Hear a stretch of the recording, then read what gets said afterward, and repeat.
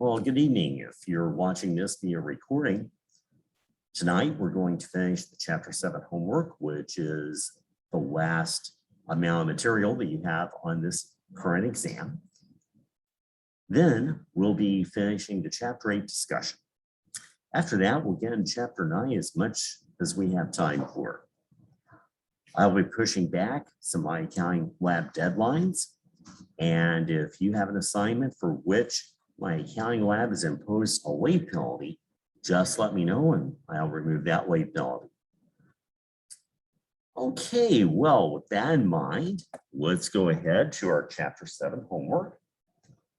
And let me see which page it starts on here in the book.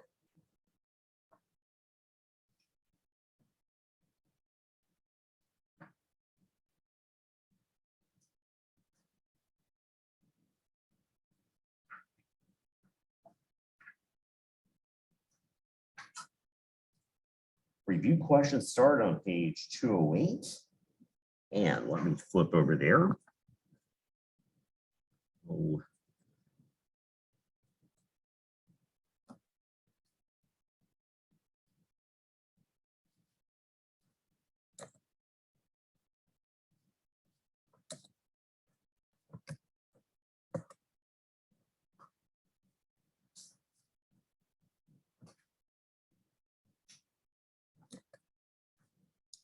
Let's see, a few questions, pretty basic, although one I'd like to go over is number 12. It's a little bit more involved there on the page, top of page 209. Yes. Oh, thank you. I appreciate that, Kate. So what I will do is turn on my screen share. And again, I apologize for those of you online.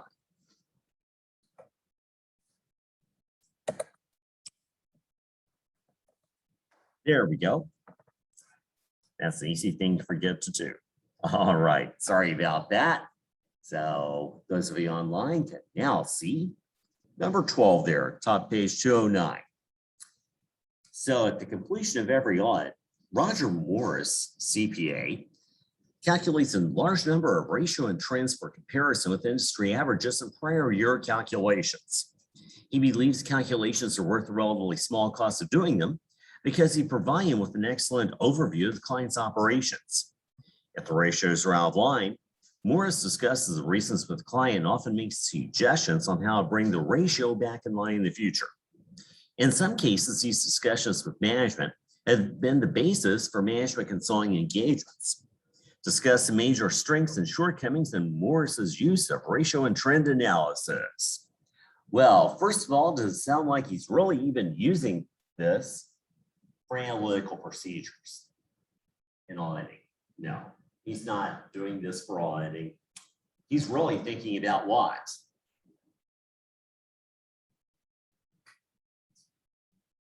Sorry. Yeah, he's thinking about internal operations, thinking about management consulting engagements, and earning some more money. Arthur Anderson was good at that before their demise too. So he's going about this the wrong way. It's for the wrong purpose. He's not using it to find out where there are misstatements in the financials and using it for auditing. I think that's one reason he's waiting until the end of the engagement to finally do this. That's the wrong time to first do it. Yes, we do run some analytical procedures at the end of the engagement, but we run most of them at which time of the engagement? At the start. So we know where problem areas are. Then we'll redo our audit program, we'll amend it such that we gather more evidence of those potentially problem areas, and maybe even take some resources away from areas where we can see they're not problems. Just a good way to deploy audit resources. Well, so his timing is off too. And bring operations back in line. Well, again, not looking for misstatements in the financials. Plus, quite frankly, not every client looks just like this industry, and that's okay. Because after all, those are only industry averages. So some clients obviously are going to be different than those numbers. But as long as we see an overall pattern that is okay, that's what counts. So no, he's really messing this up. He's also forgetting about other analytical procedures he could run. Things like comparing actual results with budget or with knowledge or determined expected results. Any other questions on any other review questions? No. Righty.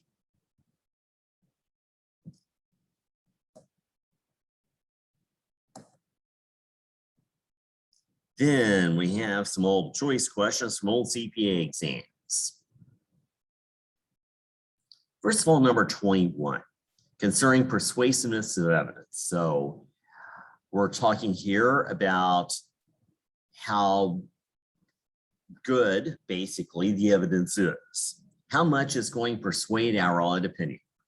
So if it's high quality, it will. If it's low quality, it won't. So first, which of the following types of documentary evidence should the auditor consider to be the most reliable? Now, first, we should say that we're looking for a document by saying documentary. So if we see a piece of evidence that's good, but it's not a document, we would rule it out. And CPA exam, as well as other multiple choice questions on other tests, often use a little trick like that. So sometimes one word can tip the whole thing. It turns out these are all documents, but which document here would be the most reliable? 2. Confirmation of an account payable balance mailed by and returned directly to the auditor. Good. The reason is this originates from an outside source. It's never in the client's hands, so the client never has a chance to change it. Very reliable. The least, by the way, would be number 4. An audit schedule prepared by the client's controller and reviewed by the client's treasurer. Obviously, that's only internal, not considered to be reliable. Now, it may be reliable in actuality, but we can't depend on that at face value. So it's an example of a piece of evidence where that general rule of thumb applies. It's a starting point, but we can't rely on it in and of itself. We must back it up with more reliable evidence. So whatever that more reliable evidence may be here, we don't know what the schedule is about. Then in B, audit evidence can come in different forms with different degrees of persuasiveness. And which of the following is the least persuasive type of evidence? Which one did you say?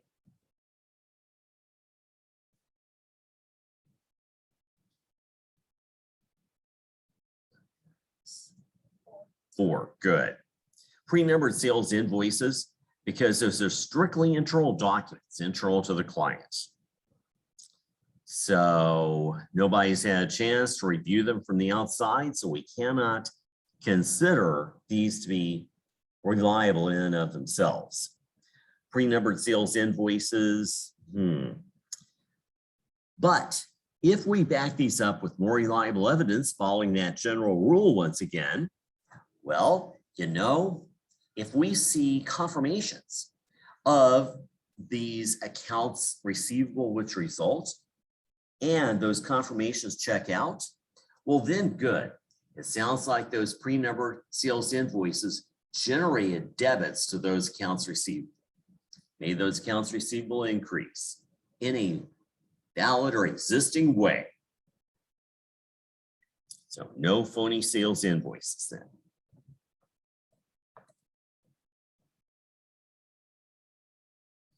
Then in C, Which of the following presumptions is correct about the reliability of audit evidence? Which one did you say?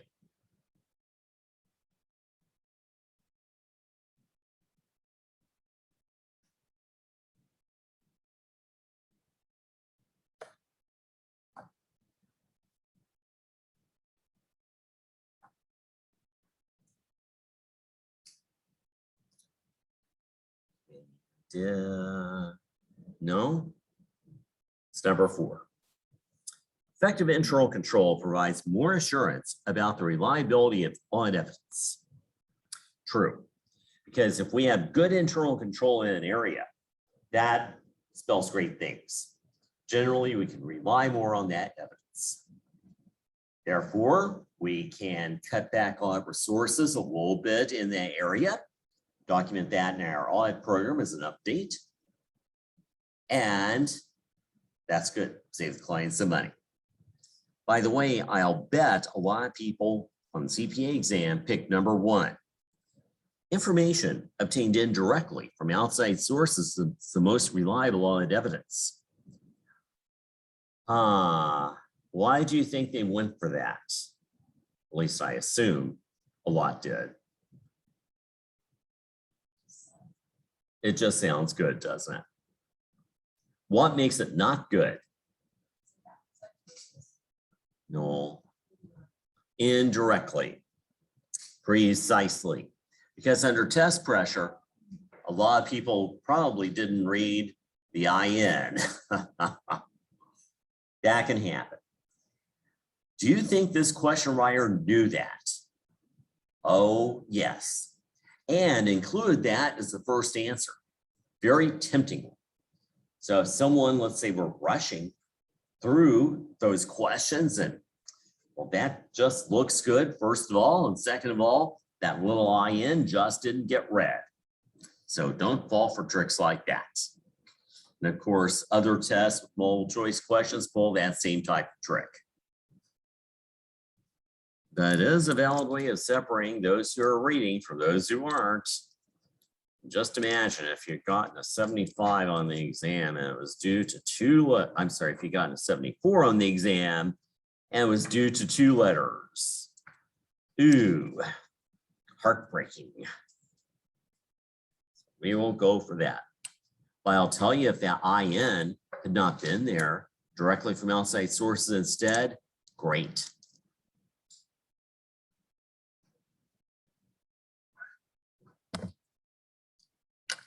Well, even then, I could still argue is that the most reliable audit evidence. I don't know that using that superlative would prevent it from being the best answer. I can't really say it's the best, but it would be a highly reliable type of audit evidence. Let me put it that way.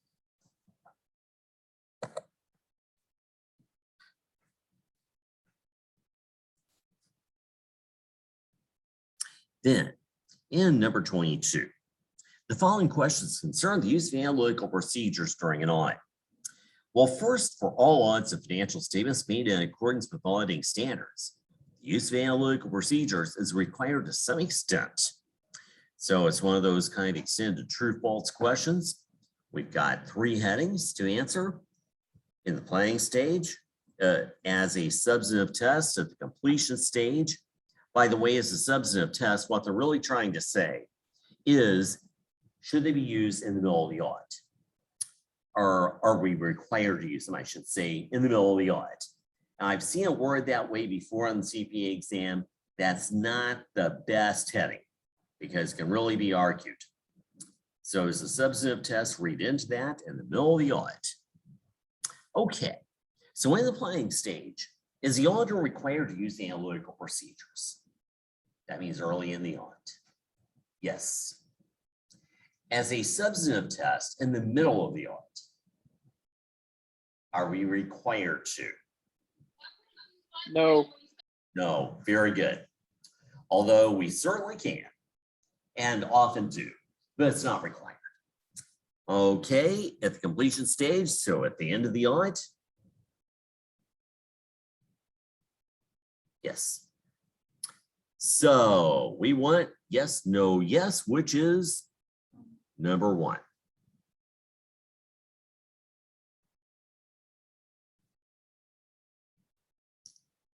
Then in B, which of the following situations has the best chance of being detected when a CPA compares 2016 revenues and expenses with the prior year and investigates all changes exceeding a fixed percentage? It should be percentage.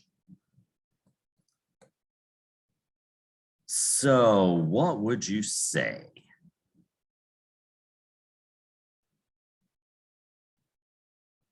Any ideas?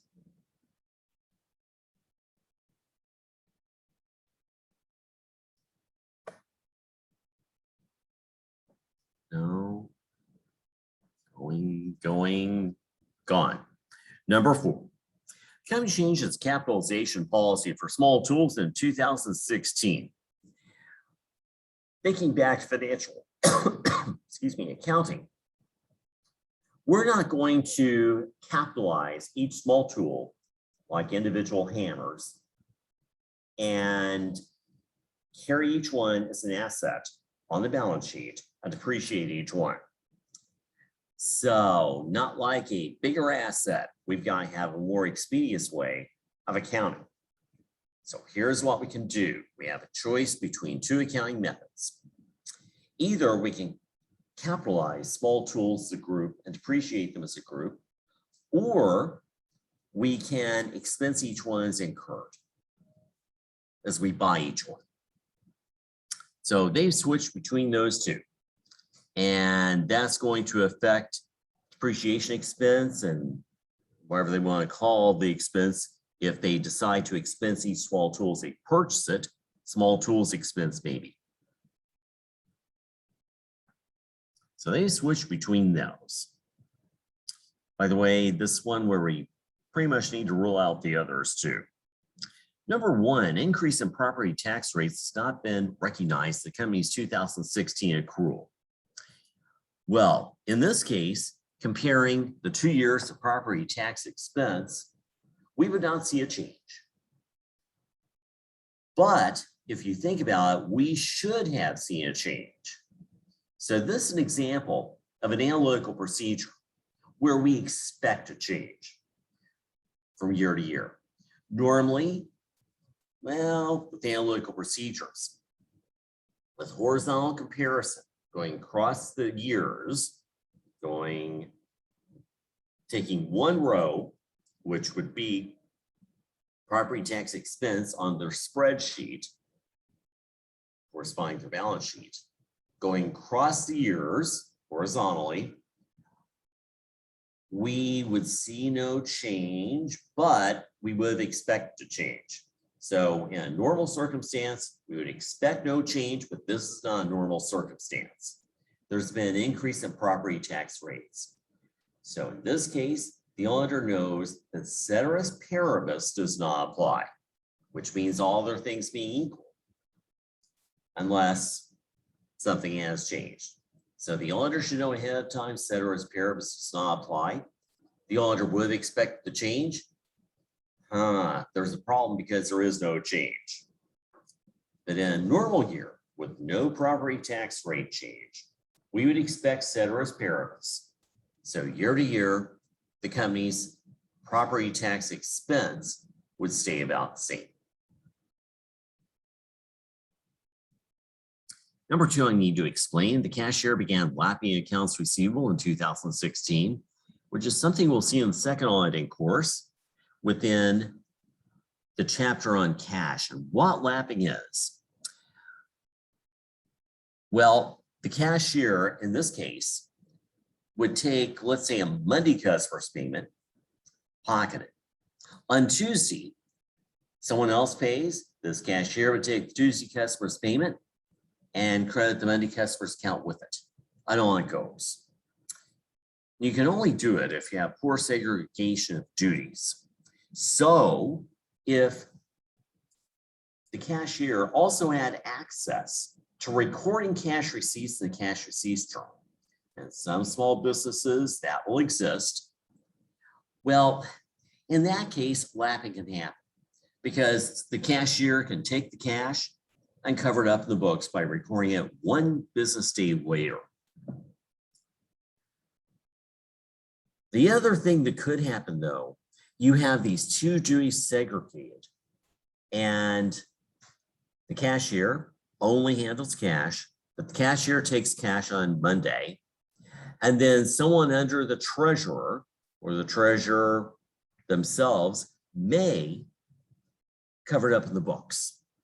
So actually record it 1 day later. And if that's the case, then those 2, well, they can split the proceeds. Cashier took the cash and gives half to the treasurer. We'll see that some, by the way, in the next chapter about fraud, or I should say 2 chapters down the road about fraud. So it can and does happen, but that's lapping. Number 3, because of worsening economic conditions. The 2016 provision for uncollectible accounts was inadequate. Well, this is another example of where the auditor should know the ceteris paribus does not apply. So expect a change in analytical procedures. So in this case, if economic conditions are worsening, we would expect bad debts to go up. They should increase on the client's books. But if we don't see that increase, that's when there's a problem. So the client did not properly increase those estimated percentages of uncollectibility that we see on the age trial balance, but they should have. And by the way, that's a common auditing problem whenever economic conditions get hard, because more people just can't pay the bad debts. But guess what? The client doesn't like to admit to those bad debts. And the client certainly does not like to increase bad debts expense. That decreases net income. And the client certainly does not like to increase the allowance for bad debts for uncollectible accounts, because that's going to decrease net assets. So not a good thing. Well, then C, which of the following would not be considered to be an analytical procedure? So the one that is not. Well, which one did you say isn't?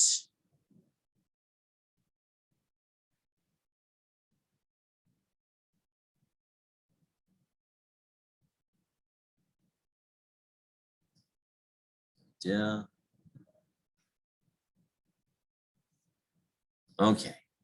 The one that is not is number 3. Computing accounts receivable turnover by, oh, I'm sorry. Oops, let me go back. Let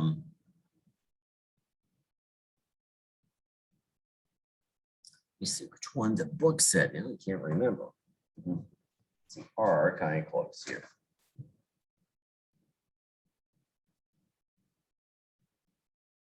Okay. Yeah, number 2, although this was kind of close, but projecting the error rate by comparing the results of a statistical sample with the actual population characteristics. Okay, I'll tell you why that's the most likely answer, because that is quite specific. Analytical procedures are more ballpark figures, although that's kind of an arguable answer. But what really counts is which one is the better answer, and this would be it, the better answer out of the 4. The others are clearly analytical procedures if we look at them. Number 1, estimating payroll expense by multiplying the number of employees by the average hourly wage rate and the total hours worked. So this is an example of an auditor determined expected result. And it's only a ballpark figure the auditor's getting. So it's not getting into individual employees recalculating their exact payroll. Number 3 is definitely an analytical procedure. Computing accounts receivable turnover by dividing credit sales by the average net receivables. That one The reason it's clearly an analytical procedure is that we are computing a financial ratio. So that's why. And again, we're not looking at individual credit sales. If we were, that would be too detailed for an analytical procedure. Number 4, developing the expected current year's sales based on the sales trend of the prior 5 years. So if we look at the sales trend or how sales have a pattern of going up or down over the past 5 years, that again is the analytical procedure. In fact, this is time series or horizontal comparison, year to year, because we're taking one row of that spreadsheet with the balance sheet figures and going across the years. So going across the years being in vertical columns. We're moving horizontally here, so it's horizontal comparison. Now, right after we discussed that last week on Thursday, I went to my managerial class and we were talking about horizontal comparison there. So I told them, well, get to auditing, we'll discuss it again. A few of them are accounting majors.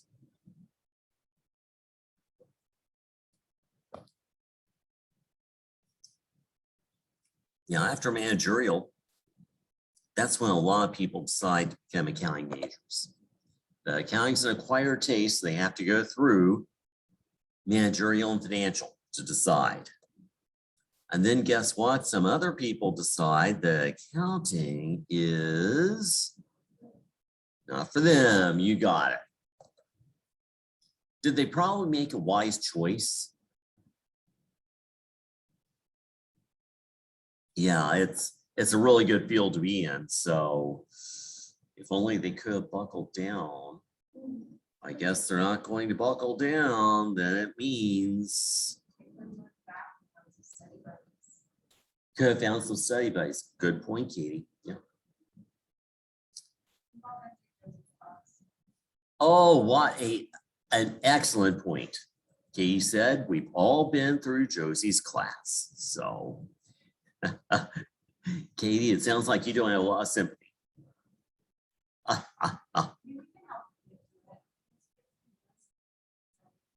Once you get I fully agree. Another, yeah, so. You get to her class, you succeed, you just drop out. Get to Josie's class, either succeed or totally drop out. The learning curve. Yeah, so. Oh, well, separating the wheat from the chaff, huh? But yeah, if somebody's not willing to buckle down and do it, then they probably made the right choice for themselves. Or if they found accounting to be boring and they're not willing to suffer through that, they found it not to be fun enough, took too much time maybe, yeah, whatever it may be. But again, these are all barriers to entry to the profession. So it does screen people, it keeps them out. So that means it holds the supply down, and the supply of accountants is held down, but yet the demand for accounting is inelastic and demands our services. Well, guess what that means for our salaries? We get way more money. You betcha. Way more. You betcha, as we would say back in the Midwest. Yeah, that's kind of a hallmark. If somebody's saying you bet or you betcha, they're probably from the Midwest. Yeah, it can be used for thank you, or it could be used just to emphasize something like somebody says accounting is difficult, and the person says you bet or you betcha. Mm.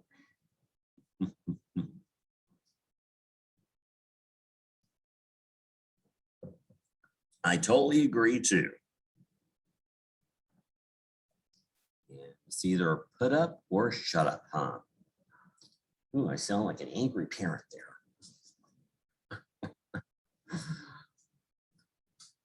Yeah, giving the child a choice. Just like you don't like dinner, eat it or starve. We could come up with a bunch of these.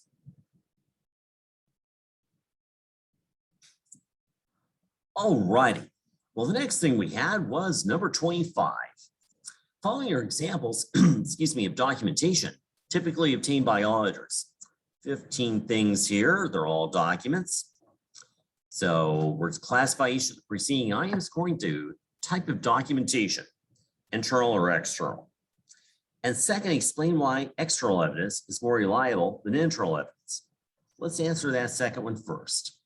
It's because external evidence is generated, or at least somehow is verified by an outside party. So an outside party, unbiased. Internal evidence is generated by the client. So it's never been externally verified in any way. So it is biased evidence. So we always want internal evidence whenever we can get it. So let's come back to number one, duplicate sales invoices. Duplicate meaning the copy that the client keeps and keeps filed away. They send a copy to the client or to their customer, I should say. So duplicate sales invoice. Would this be internal or external?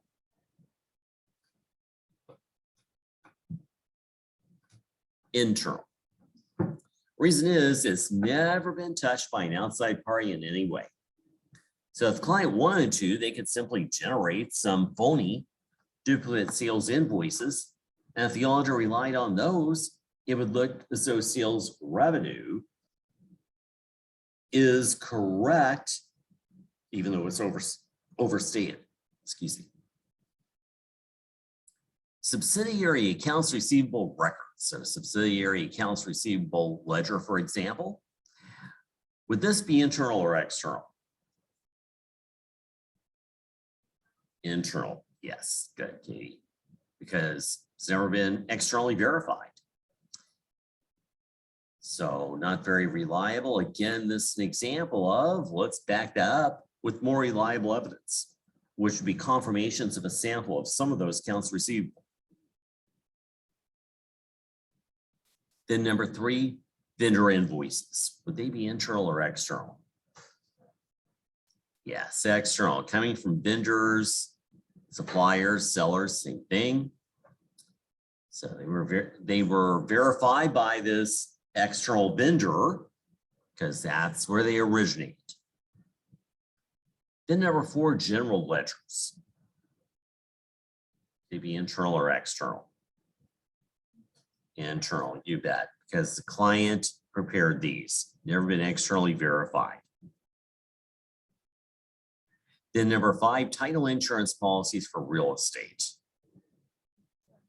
External, yes, because they're coming from an insurance company.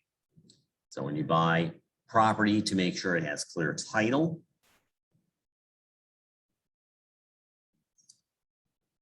Then number six, notes receivable.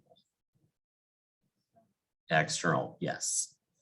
They bear an external party's signature on them.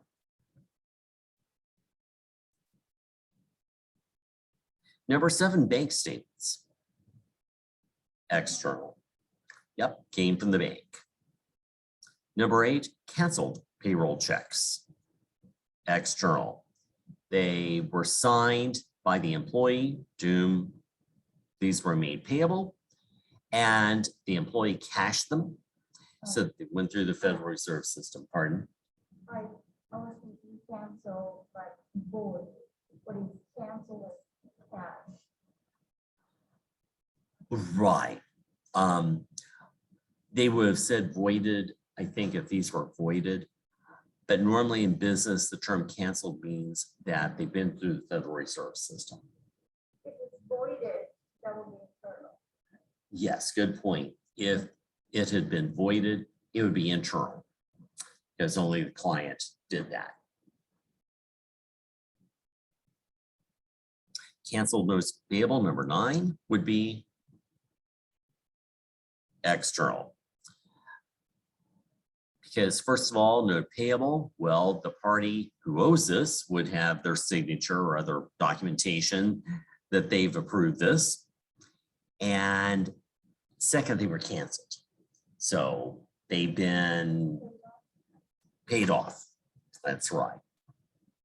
Even if they hadn't been canceled, it'd still be external, but being canceled really makes them external. So a good thing. Number 5, when you have the title of something documents you want to that's external, you have the title of insurance. Title, yes. It would be, It's not your document, it's not what? your document. It is the client's document, but the client did not originate this. The originator was title insurance company. That's external. It's external. Mhm. Number 10, payroll time cards. Internal, that's right. Punch the clock. Number 10, what is it? Internal. Internal? Mhm. Number 11, purchase requisitions, which by the way is a document which the department needing a purchase prepares. They get approved by someone higher up and it's sent to the purchasing department as authorization to make that purchase. Would that be internal or external? Internal only. Number 12, articles of incorporation, which you file with the state and which you incorporate. Exactly, external, file with the state. And by the way, which state has the most corporations registered in it? Florida. It's not Florida. Pardon? It's not Florida. It's not. No. Delaware. Very good. Delaware. So by far Delaware. Why Delaware? There are tax advantages to it. And I don't know exactly what those tax advantages are. But I think that there are some liability relief issues as well. But that's a good question. Even Publix is incorporated in Delaware. So yeah, it incorporated in Delaware does not mean, of course, the corporation is based there. Yeah, if all these corporations were based in Delaware, the nation's smallest state, real estate values in Delaware would be far higher because there wouldn't be much room left. Yeah, anyone been to Delaware? Okay. Okay. Yeah. I've actually been in Delaware quite a bit because I used to have relatives on the Eastern Shore, as it's called. Salisbury, Maryland, just below the Delaware state line. And there was a small town called Delmar right above that. Delaware and Maryland obviously combined. As a child, I used to think, oh, it's a thrill because there's a street that goes right along the state line. So you can cross the street and go to another state.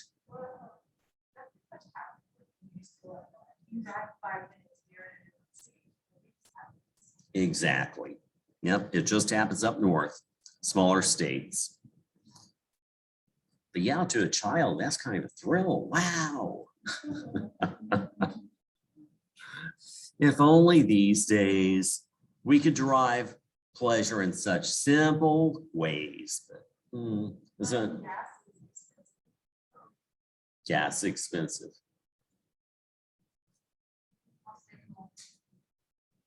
Yes, with gas being expensive, we can stay home. Thank you. I think with the pandemic, we've gotten more used to that.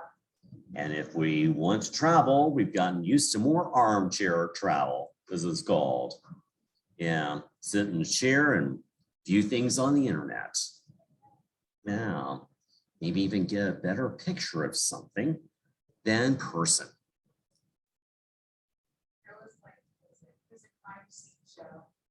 she wasn't popular enough, and she didn't have enough money to travel, or she was like Instagram model. So she would put up a green screen behind her.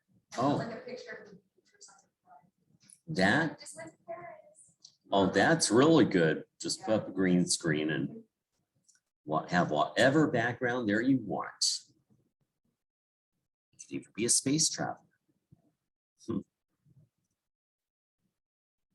See how this does not spell good things for the future for the travel industry.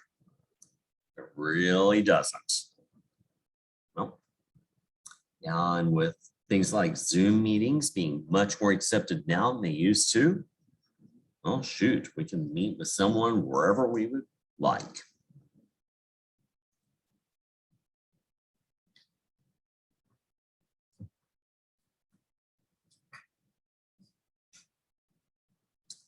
Well, then number 13, receiving reports, which are documents prepared when merchandise received. Would they be internal or external? Internal, you bet. Shows what we received in the shipment. And you should always compare that to what we ordered and what we're being billed. Because if there is a shortfall in the shipment, it's always going to be, almost always, in whose favor? Ours or the vendor? The vendor. I know. Or I should say, well, if there's a difference between what we ordered and what was shipped, or what we were billed for and what we were shipped, usually it's in the vendor's favor.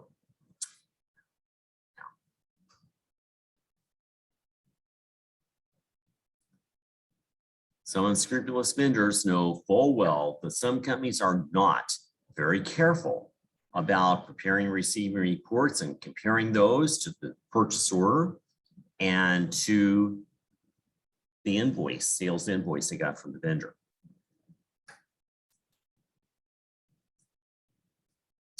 Then number 14, minutes the board of directors, so summaries of their meetings would be internal. Number 15, signed W-4s, which are employees withholding exemption certificates. Actually internal because you don't get a copy back from the IRS. Number 16, remittance advices, which are like part of your credit card statement that you tear off and send back in with your payment. Would they be internal or external? External, because it came from a vendor. 17, signed lease agreements. External. External party signature. Number 18, duplicate copies of bills of lading. That shows what we've loaded onto a truck or other carrier to ship out to customers. They would be internal. Or I should say, oh, say again. Internal. 15, internal. Yes, duplicate copies of bills of lading. I should clarify that if it is our own truck, then these would clearly be internal. If it's an external shipper, then these would be external. So if we're using an external trucking company, let's say, to ship this to the customer, then this bill of lading would come from them and it would be external.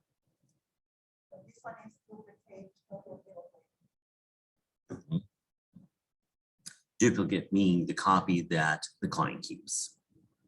I think this is probably our own truck. So it would be automatically internal. But if it is, yes. But if it is an external truck, then it would be external. Oh, good point. Thanks for bringing that up. It was actually external in the solution on my accounting lab. So make sure you put down external.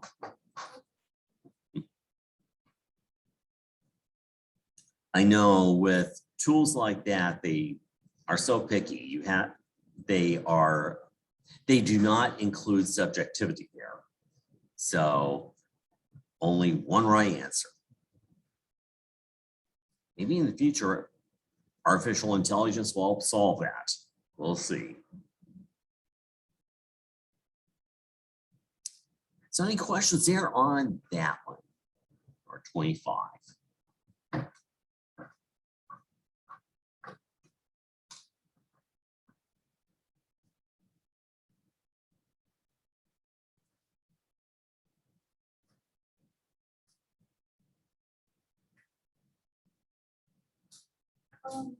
Yes. What is the W-9 from the contractor? That will be external? What from a contract? W-9. I'm thinking of the 15 as a W-4, so that's coming from an employee.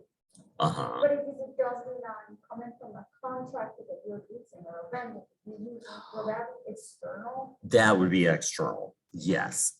So if this were coming from a contractor that you were using, then the contractor has reviewed it. So that would be external, an external party. It'd be considered external evidence. Mhm. Does that make sense?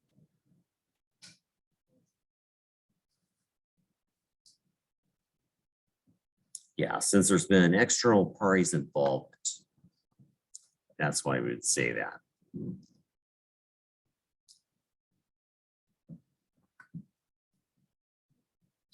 Just take a look at something here.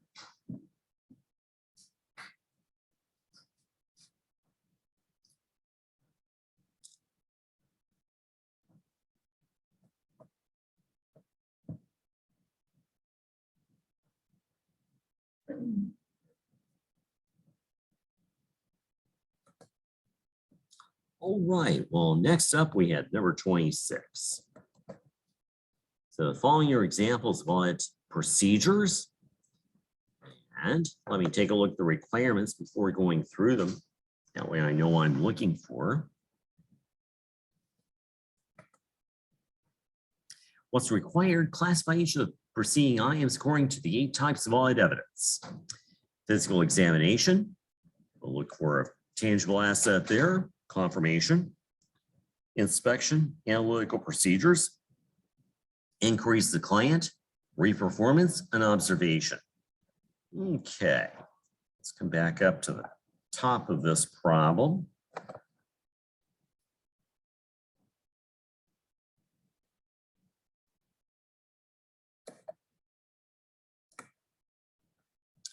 So, number 1 is calculate the ratio of sales commission expense to sales as a test of sales commissions.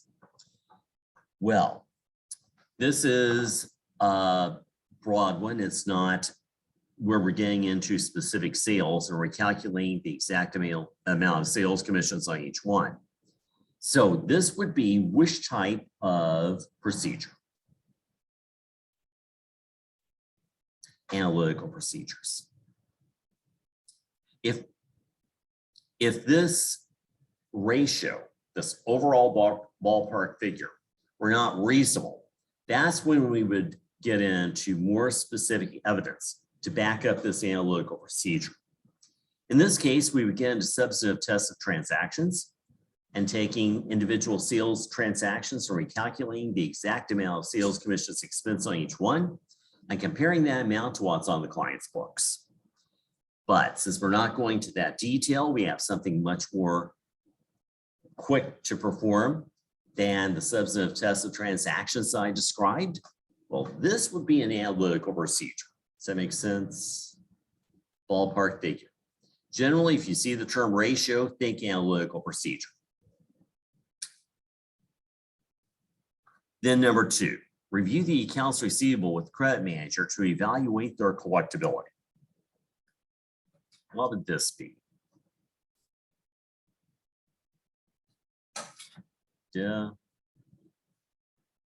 You were asking the client, so what could that be?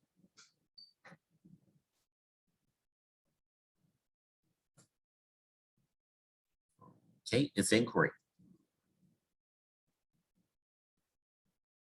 So this is the inquiry or inquiry.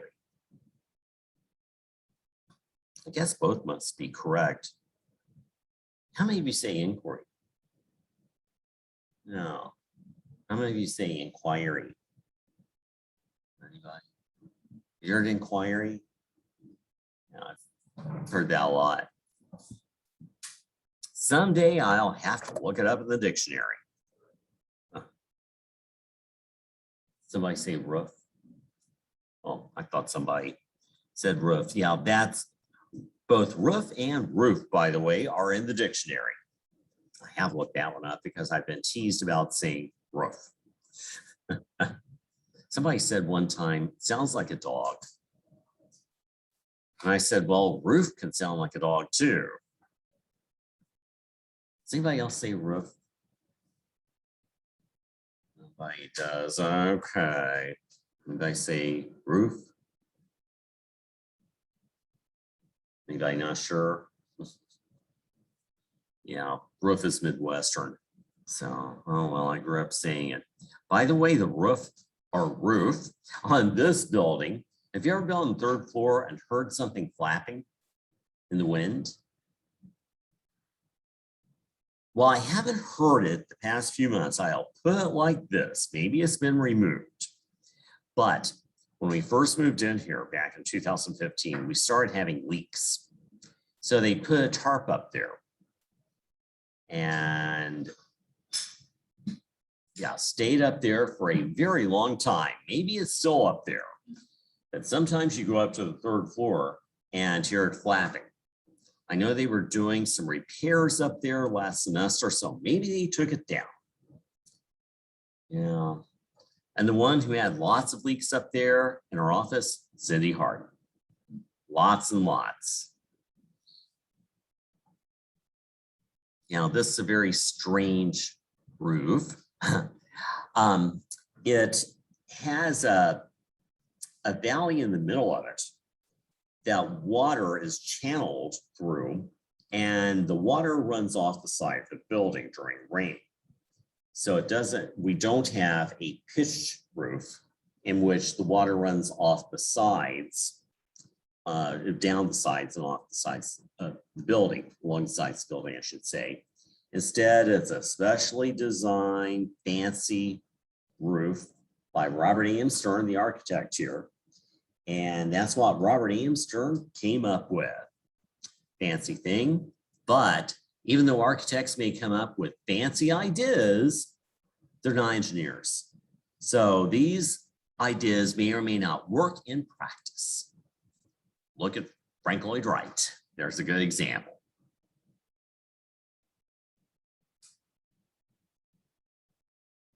Well, number 3, compare a duplicate sales invoice with the sales journal for customer name and amount, making sure that everything matches up. Which type of evidence would this be? Which procedure?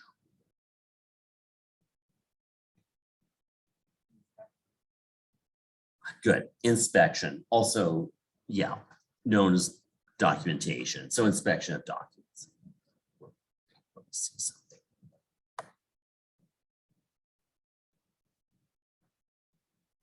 Yeah, they're using that as a synonym for documentation. So if you see inspection, documentation, same thing.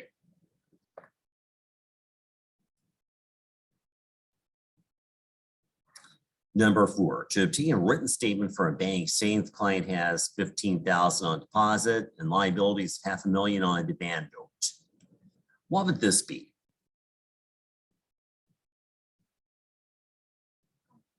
Very good. Confirmation. Reason it's confirmation is because we're asking an outside party who's unbiased here. And this is a bank confirmation. We'll see in the second auditing course.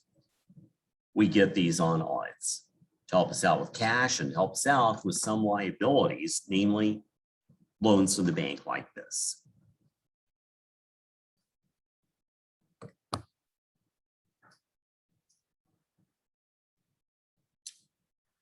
That demand note being a loan. Number 5, add the sales journal entries to determine whether they were correctly totaled.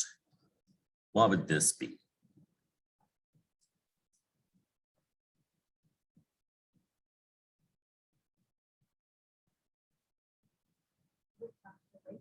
recalculation.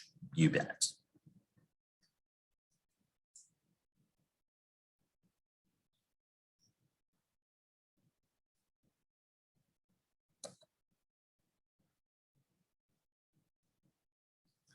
So, number 6, count a sample of inventory items and record the amount in the audit files. This would be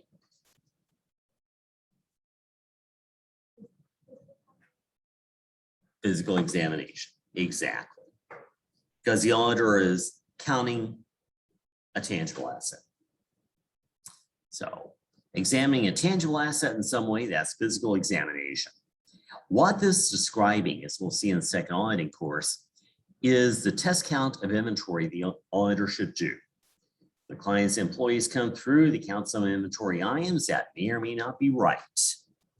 So as with every type of evidence that is not too reliable, we, the auditor, will come through and have some additional evidence that is more reliable. In this case, some test counts that we do.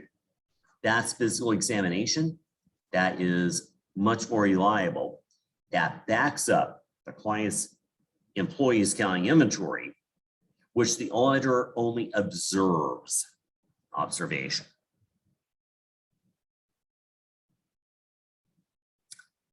Then number 7, to obtain a letter from the client's attorney addressed to the CPA firm stating that the attorney is not aware of any existing lawsuits. What would this be?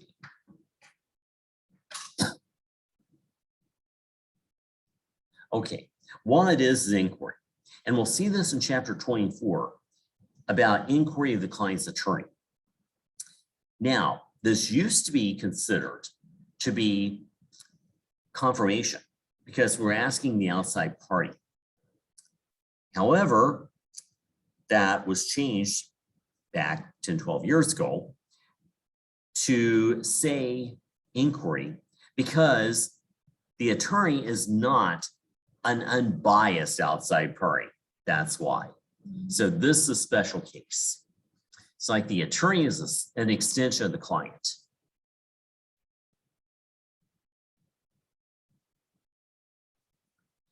Number 8, extend, which means multiply. The cost of inventory times the quantity on an inventory listing to test whether it's accurate. What would that be? Recalculation, you bet. Redoing the math. Number 9, to obtain a letter from an insurance company to the CPA firm stating the amount of the fire insurance coverage on buildings and equipment. What would that be?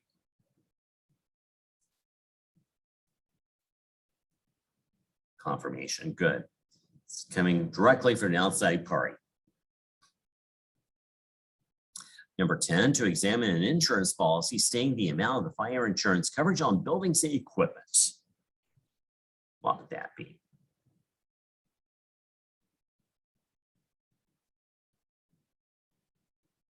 Yeah. Okay, well, this is the source document for the amount of the coverage. So what this would be inspection, or more commonly in the profession called documentation. Just know both terms because I'm not sure which one they'll use in a CPA exam question you may see. So I try to use terms that are interchangeably because, you know, if we use one term here in class and on the CPA exam, they have another term that you haven't seen, well, you'll think you don't know what they're talking about, even though you really do. It's easy to panic under test pressure like that.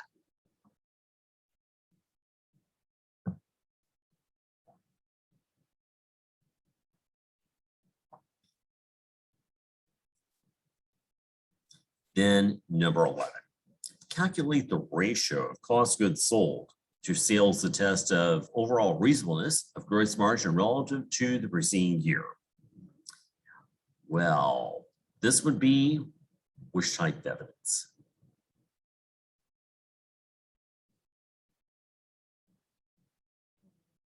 Yes, analytical procedures.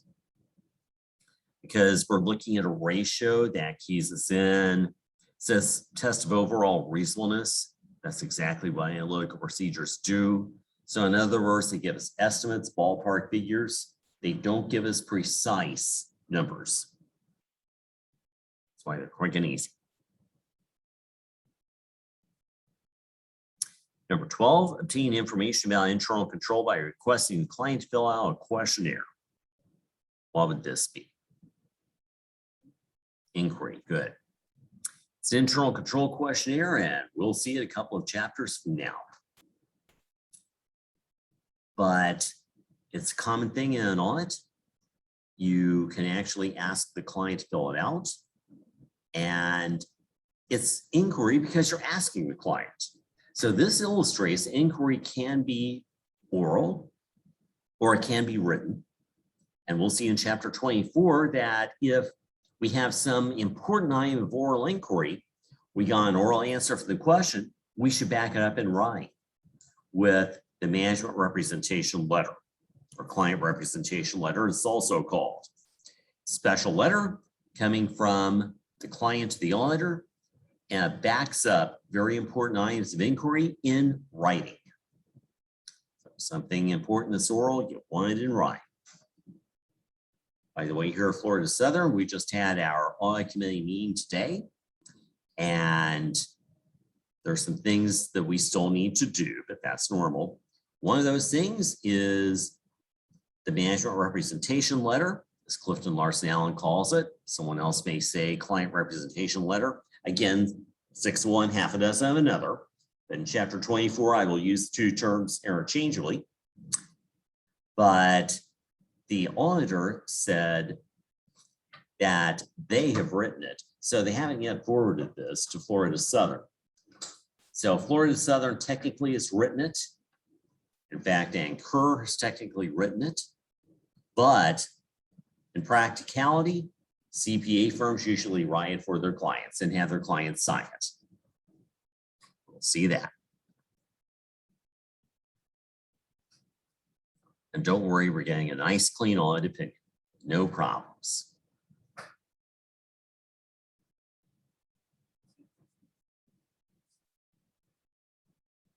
Everything is very good, doing well financially too.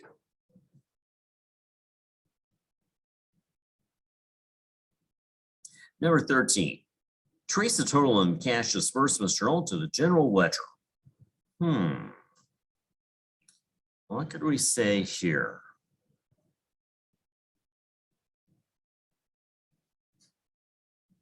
Okay,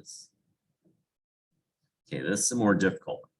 This is reperformance because we are reperforming what the client should have done. They should have matched these two totals up. And very necessary to do.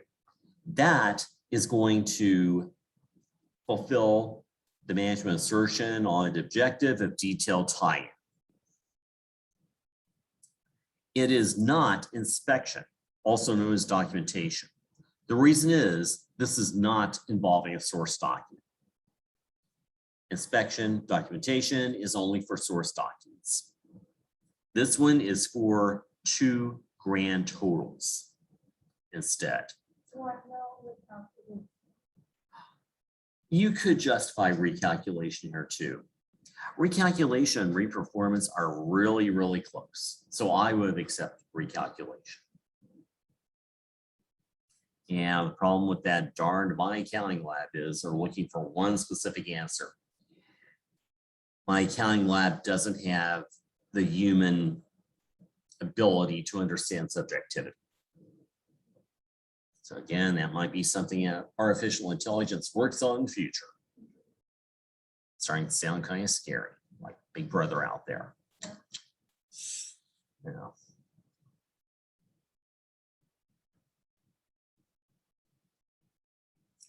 Number 14, back to inventory. Watch employees count inventory to determine whether company procedures are being followed. So this would be observation. Good. We're watching. So again, we know that this is not totally reliable evidence, We're not there watching and count each individual item. We're just kind of getting an overview. So some employees may mess up. They may not even care about what they're doing, to be quite frank about it. Now, in today's labor market, where we have employees moving from job to job very frequently, and some employers even advertising jobs are available and they pay in cash at the end of the day. Have you seen that? I've seen that a lot up north. So like in my hometown in Indiana, there must be a real labor shortage there. Well, yeah, probably right now in the winter because people came where? To Florida, yeah. So yeah, I've seen that a lot up there. So if you have employees that are very transient like that, they're just not going to care. Because like, oh, well, and here's really the mentality. Okay, it's the end of the day on Monday. I worked my day. I just got paid. I'm supposed to come in tomorrow. But you know, I have enough money to get me through tomorrow. So I'm not going to come in until Wednesday. And if this employer doesn't take me back, I'll just go to another employer. That's pretty scary. But a lot of people do have that mentality. And I've heard employees say this. Why should I work more? Because I've already got enough money to take me through tomorrow. A lot of people think day to day like that. Must be very frustrating as an employer. So since number 14 is not too reliable, that's why we follow the general rule of thumb. We back it up with more reliable evidence. We do some test counts ourselves. Those test counts we saw earlier, those test counts are actually where the auditor is doing the work, so it's much more reliable. And also known as physical examination. That's for counting tangible assets. Physical examination only applying to tangible assets. Number 15. Examine a piece of equipment to make sure that a major acquisition or purchase was actually received as an operation. This would be what? Yeah, physical examination. Exactly.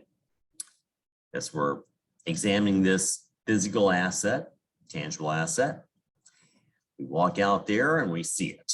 So we happen to see a document saying that this purchase has been made, like a vendor invoice. What's the best way to make sure that it is a valid purchase, an existing purchase?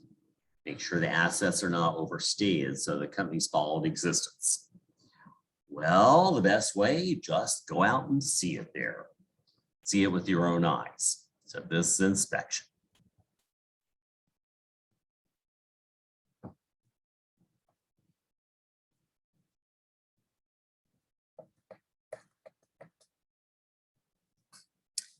Number 16, examine corporate minutes. So minutes, the meaning of the board of directors, so a summary, to determine the authorization of the issue of bonds. So what would this be?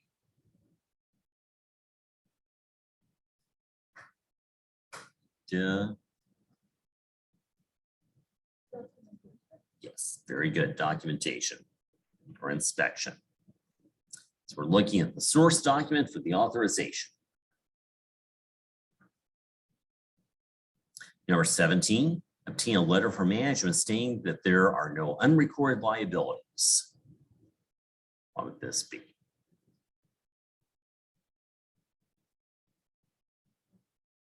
Sorry. Very good. Yeah, this be inquiry because what we've done is we've asked management. So again, inquiry can be oral or it can be written. In this case, well, they probably did ask management orally, do you have any unrecorded liabilities? Management said no, but we want to back up that oral statement in writing. And by the way, 17 is talking about the management representation letter, which we'll see in chapter 24 that I was talking about a bit earlier, and which Florida Southern still needs to sign. We will, as soon as the auditor sends it to us. So the auditor prepared it, but supposedly we actually wrote that letter. And you just let them write it. That they know what they need, we'll sign it. We're getting clean audit report anyway, so why bother worrying?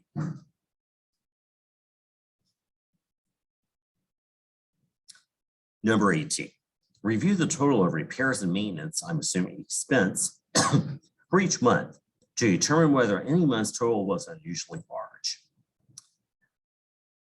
All right, this is which type of evidence?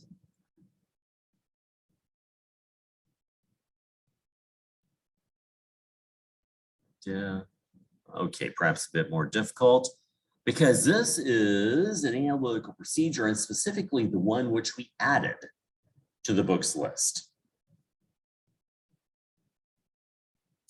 Yeah, I had in the notes, and I said the book should have included in the chapter, but they didn't.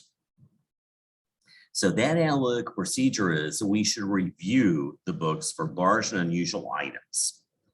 Check these out, because if something looks large, as in this case, or unusual in some way, well, the auditor's judgment should allow that auditor to pull this out and check it out, which is what needs to be done here.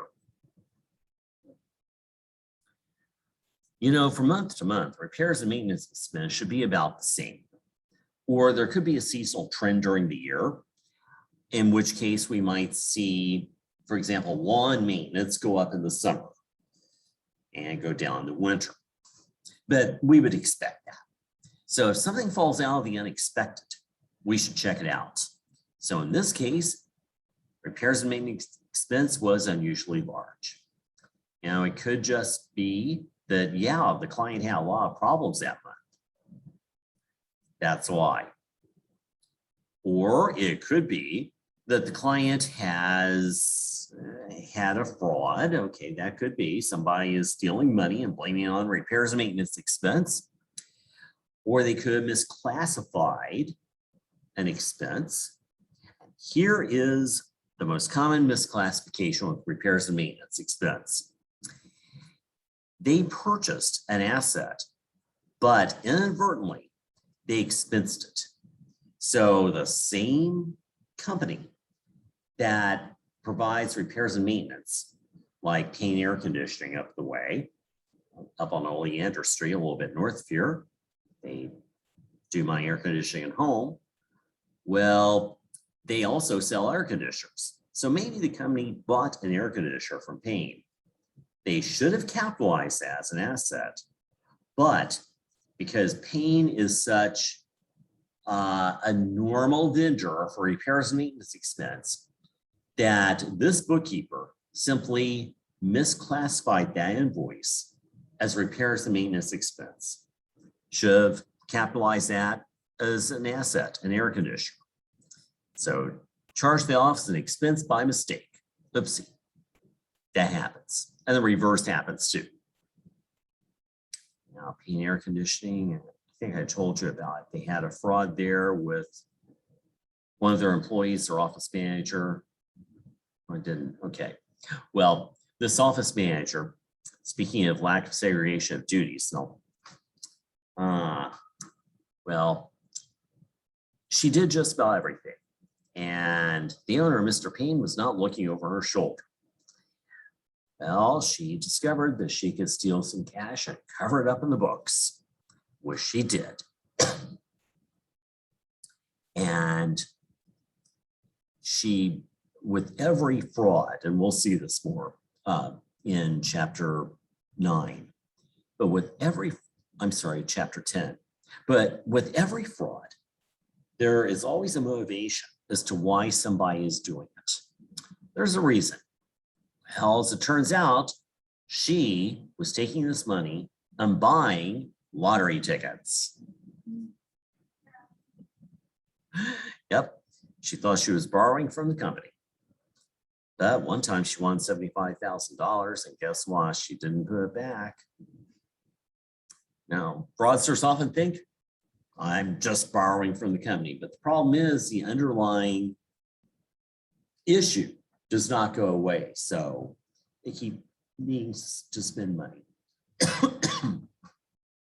So in her case, it was gambling addiction, and that's actually a common one.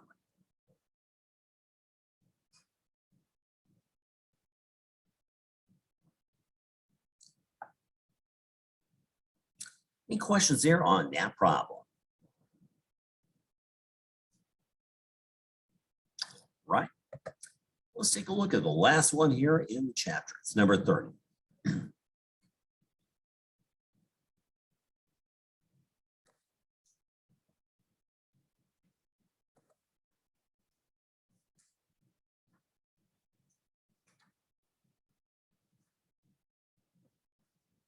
So number 30, following your 9 situations, each containing 2 means of accumulating evidence. And very typical on it, by the way, all these are. So let's look at requirements first. First of all, identified 6 factors that determine the reliability of evidence. We saw them, they're listed in your notes. Things like the auditor's direct knowledge, reliability of the source of the information, etc.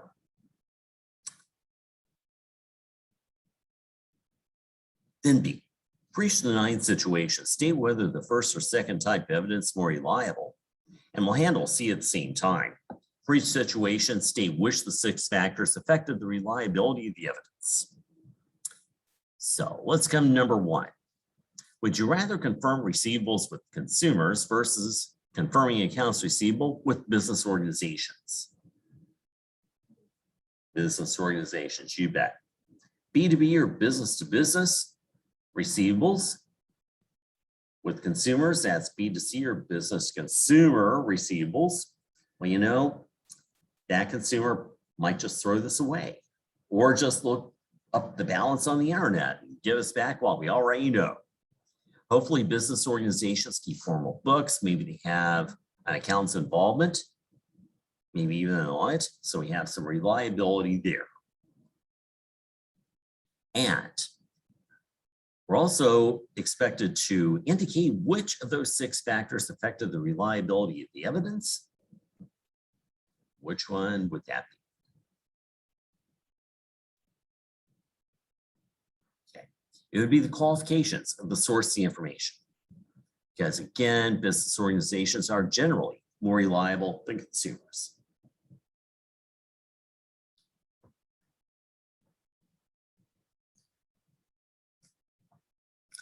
Well, number 2, physically examine 3-inch steel plates versus examining electronic parts. Well, which one would you rather see? Which is more reliable?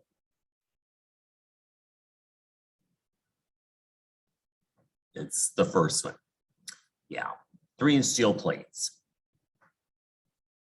So the reason is the qualifications of the source of the information, which would be the auditor. You know, we know what 3-inch steel plates are.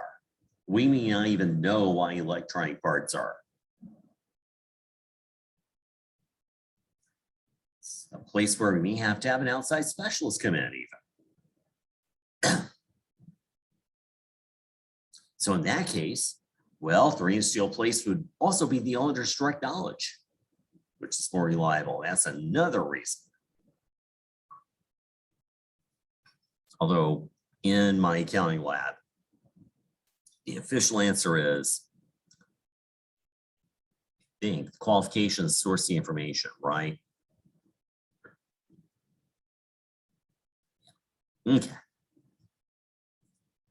Number 3, to examine duplicate sales invoices when several competent people are checking each other's work versus examining documents prepared by a competent person on one person's staff. Which one would you rather see? First one. And why do you think that is? Better internal control. So in our chapter on internal control, we'll see that the segregation of duties is very beneficial. So in this case, it's like they're proofreading each other's work. So if one made a mistake, hopefully somebody else catches that mistake.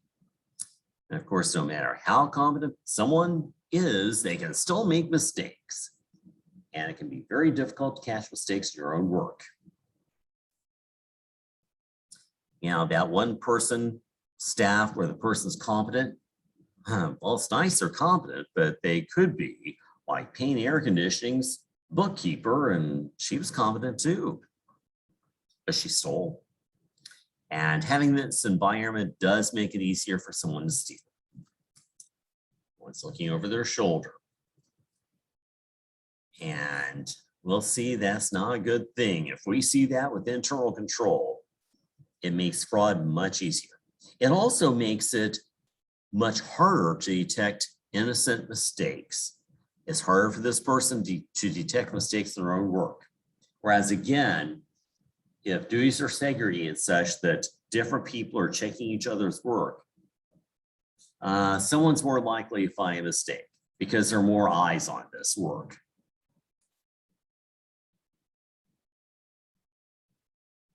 So again, more about that as we study internal control. Number 5, to discuss the likelihood and amount of loss in a lawsuit against a client with the client's in-house legal counsel versus discussion with CPA firm's own legal counsel. Okay, which one would you rather see?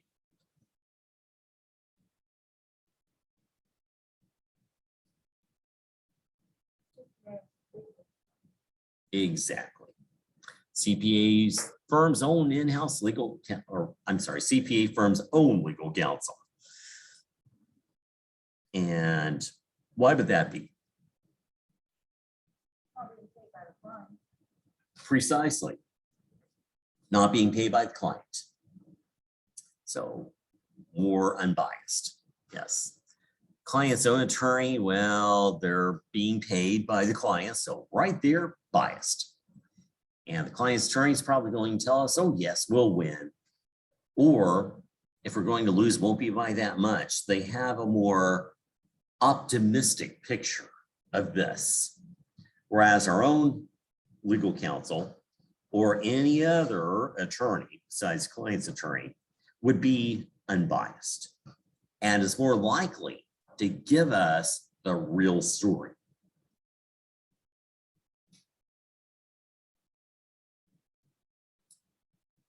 So in this case, yeah, the how biased that source is.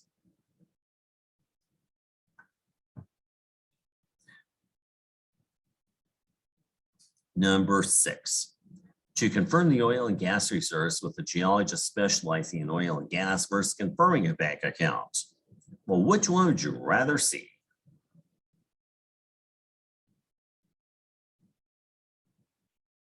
Would you rather deal with a bank account or with oil and gas reserves?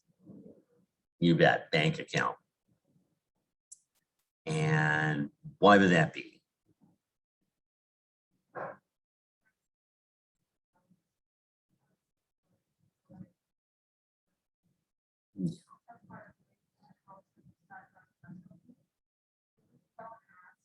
Mm-hmm.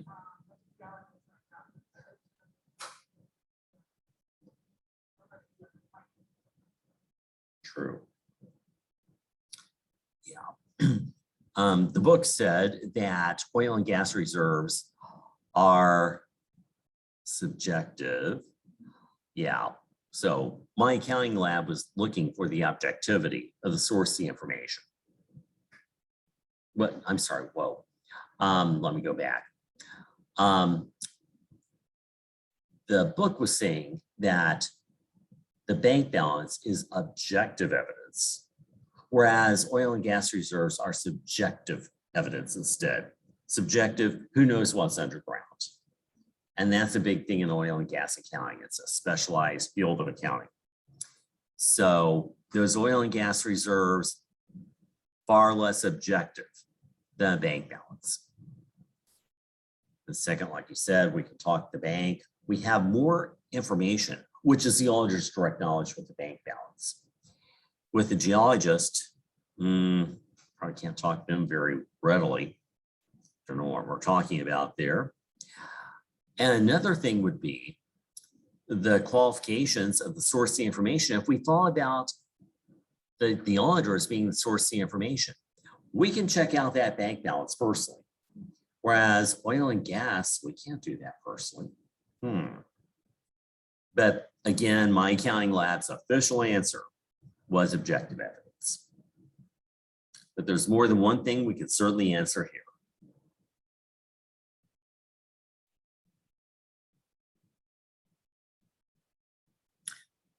Number 7, confirm bank balance versus examining the client's bank statements. Which one would you rather see, the first type of evidence or the second type?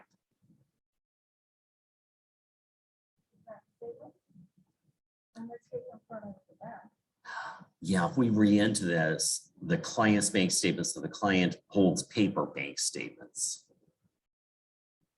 Or they show you a PDF on their computer, the bank statements. It's actually the first one. And the reason is we have external evidence there. So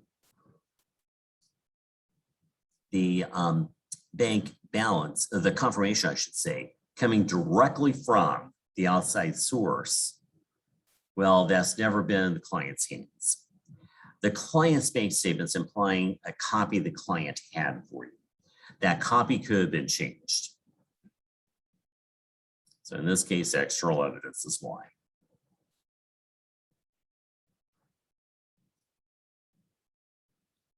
Number 8, physically count the client's inventory held by an independent party. And sometimes clients can warehouse inventory, for example, and that's what this is talking about, versus confirming the count with the independent party. Well, which one would you rather see? The count or the confirmation? It's the count. Reason is the auditor's direct knowledge. Now, confirming the count with the independent party might be pretty reliable too, because it is an independent party. We're doing confirmation, never in the client's hands at all. But as always, the auditor's direct knowledge is really probably the best type of evidence we can get. Because in this case, the auditor went and counted the inventory. So the auditor knows precisely what's there firsthand.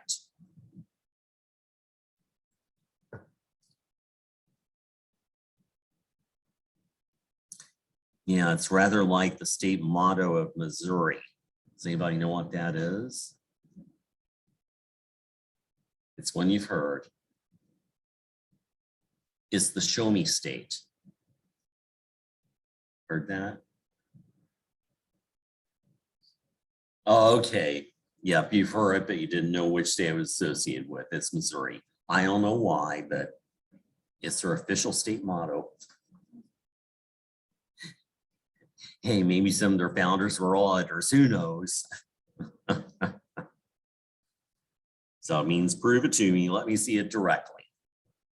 Let me see it personally.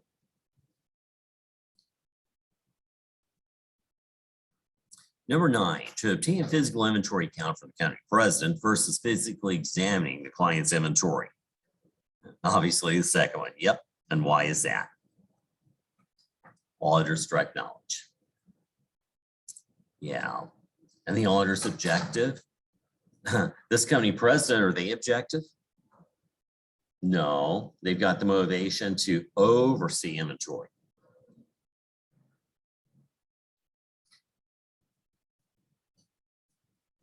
All right. Any questions here on number 30? Anything else for that matter on chapter 7?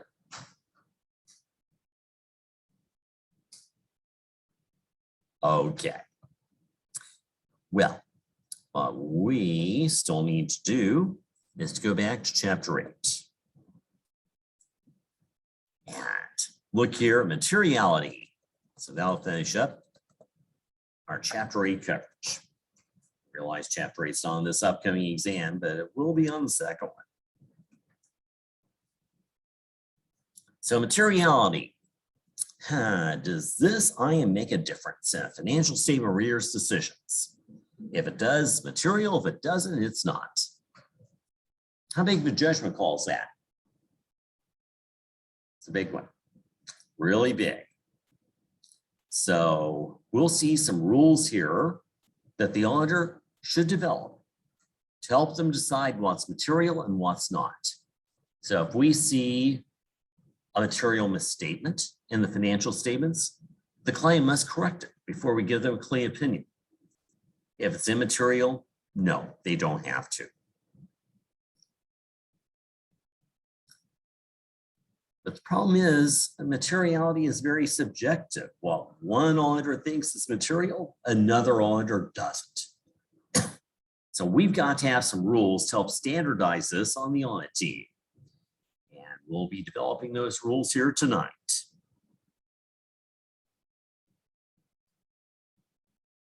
But as I said, a new auditor tends to think that almost everything's material. Everything should be corrected down to the penny, because that's what we were taught in our accounting classes. Yeah, get the answer correct. So Josie, if you don't get it down to the penny, what happens? Exactly. Then you learn the hard way.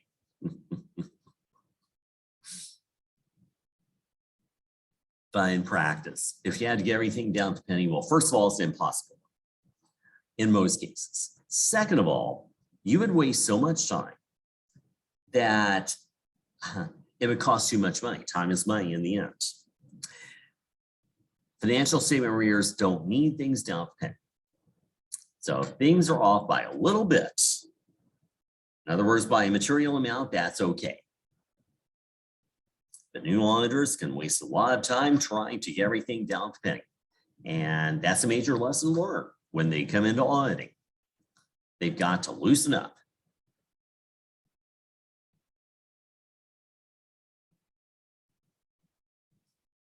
So let's see some things here about materiality. Well, first of all, an audit opinion states that the financial statements are fairly stated in all material respects. So immaterial, don't worry. Thus, there may be immaterial departures from GAAP and still have a clean opinion. In fact, how many clients do you think will have immaterial departures from GAAP? All will.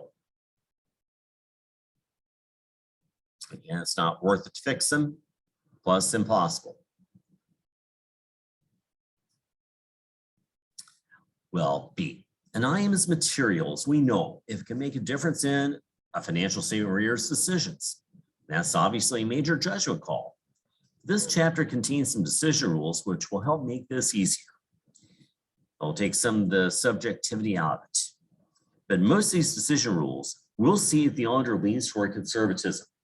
So if we're trying to think, is this misstatement material or immaterial? We're on the fence. Well, if we can't really decide, then we should come to a final conclusion. If we're conservative, that this item really is material. So play it safe. If we have to err in auditing, err on the side of caution. It really pays off. So the more conservative judgment is to declare this item to be material. Say to the client, you must fix it before we give you a clean opinion. So if in doubt, it's material.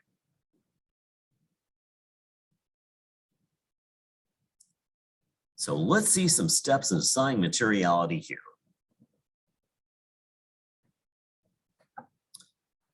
So as the auditor in the audit program, and this is done early in the audit program, decides upon some rules for materiality here for this audit.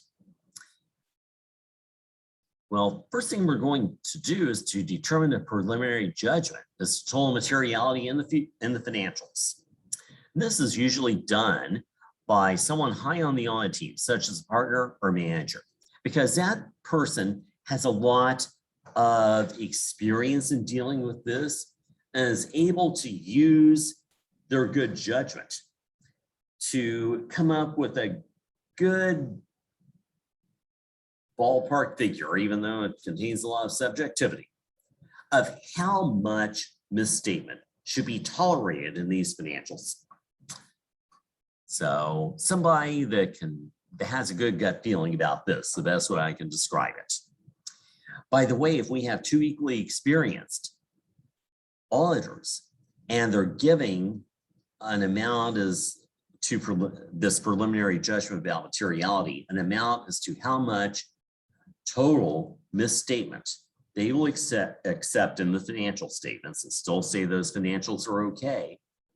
Do you think these two people would have exactly the same dollar amount? No, it's subjective, but that's okay. As long as we employ some rational and systematic means of going about this judgment, for those terms before, and documents that in the working papers. It's always document, document, document. So in the end, as with a lot of things in life, it's not the final dollar amount or final answer that we have. Instead, it's how we go about making that judgment and how we justify that. I'll show you. So we'll see that materiality is usually decided by comparing total misstatements against some monetary base, some benchmark. And I'll show you in a second on page 237. Thus, materiality is relative instead of absolute. For example, a $100 misstatement may be material for a small client, but clearly immaterial for a large client. It's too small of a drop in the bucket for that large client. Tiny, tiny percentage. Large client, maybe even $1 million is immaterial. $1 million out of hundreds of millions of dollars of sales revenue is way, way, way under 1%. And it's just not material to them, even though it is to us individually. Well, thus, the auditor would pursue this for the small client, but not for the large client. Large client, pass it up. Small client, say to the small client, you must correct this before we give you a clean opinion. Again, it's material there. Whoops. So let me go over to page 237.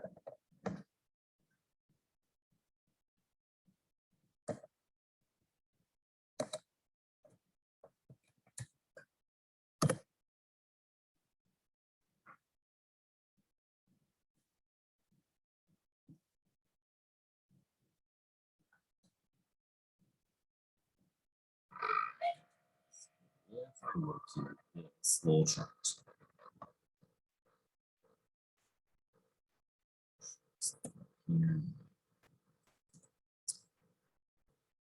So preliminary judgment about materiality, rounded in thousands. Okay.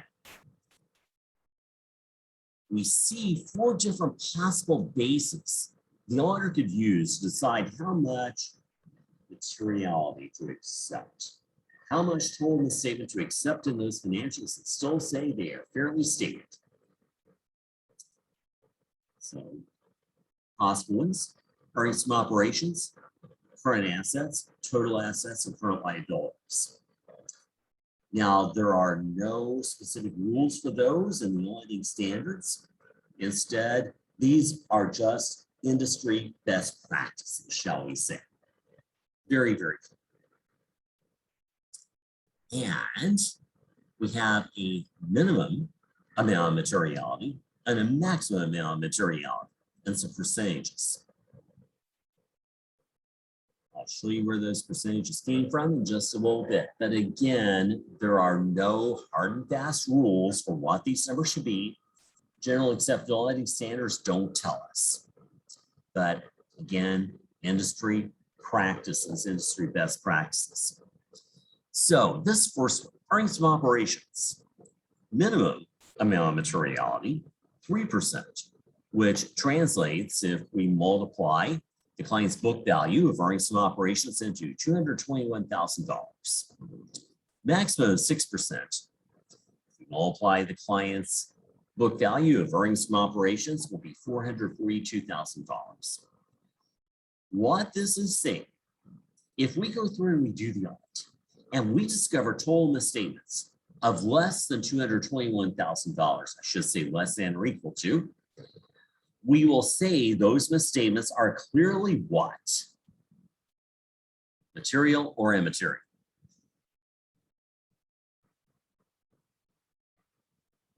Immaterial. On the other hand, if we go through the audit and we find the total misstatements are greater than 6%, greater than $442,000, we will say those misstatements are clearly what? Material. They must be corrected before we give the client a clean opinion. Now, if we find total misstatements of somewhere between $221,000 and $442,000, then we have to think about it. Not clearly material, not clearly immaterial. Well, one of the biggest things that makes us think about it is the business risk the client is facing us with. So how likely are we to incur damages if we are accused of saying something wrong in the audit report? One of the biggest things is this client publicly traded? And we'll see in chapter 9, factors being in the business risk. If they are publicly traded, we're going to go up closer to $442,000. Again, being more conservative, playing it safer. A small mom and pop client with no real risk factors, we might go down closer to $221,000. Reason is, no real risk factors. Give mom and pop a break. Oops, I got that reversed. I'm sorry. Easy to do. Again, don't do that on the CPA exam. Okay, pardon me. A publicly traded client, a lot of business risk. We will go for total materiality of $221,000 or close to it. The reason is a lot of business risk. We want things stated quite accurately and not a lot of margin for error. We'll have to do a lot more work then because we must be much more precise. On the other hand, with mom and pop, we'll go closer to 6% or $442,000. Sure, this is still recording.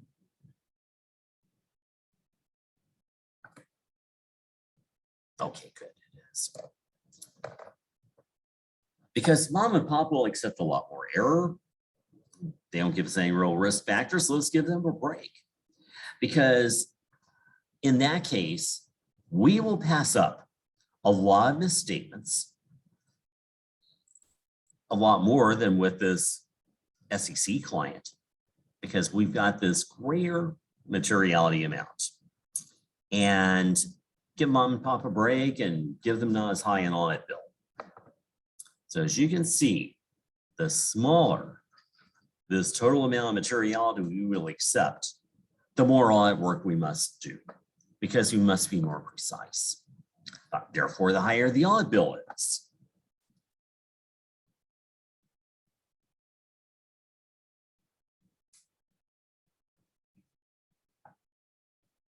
Well, then current assets, 3 and 6%, those dollar amounts are higher.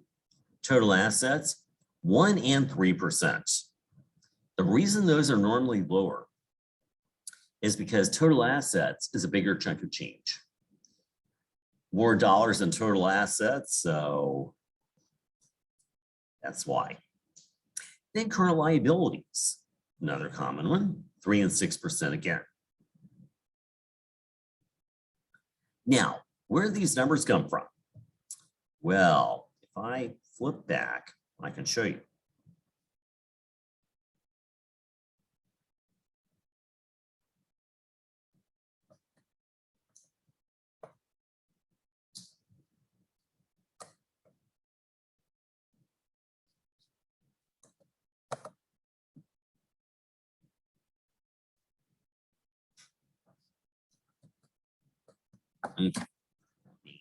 For the book here, print copy, I should say, so I can find the page.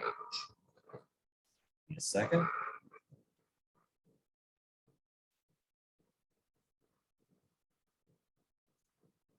Two 38.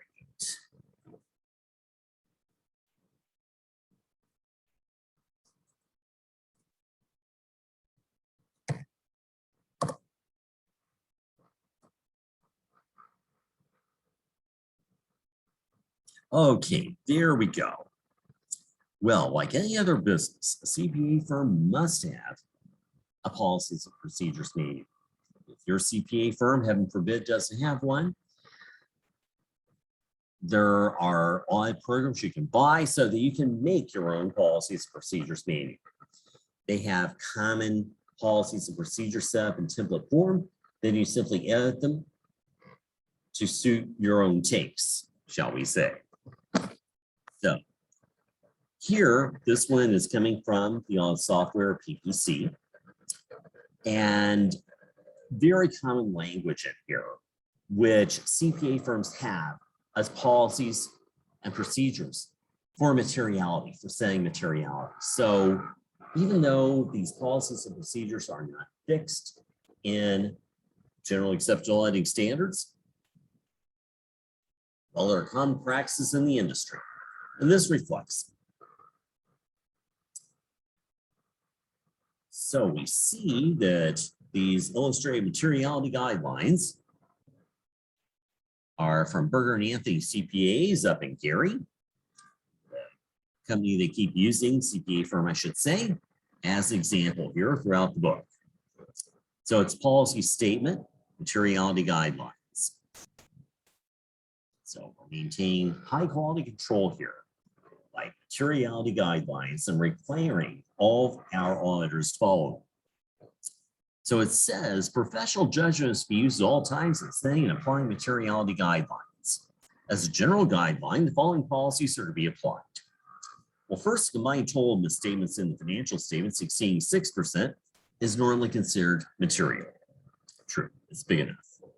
The combined total of less than 3% is presumed to be immaterial in the absence of qualitative factors. Qualitative factors we saw way back in chapter 3, things such as related party transactions. They're always material, almost always.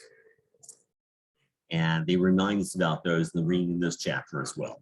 That just means we pull those out along with other high risk things, such as a misstatement that affects debt covenants, if debt covenants are getting tight, like a misstatement in the current ratio.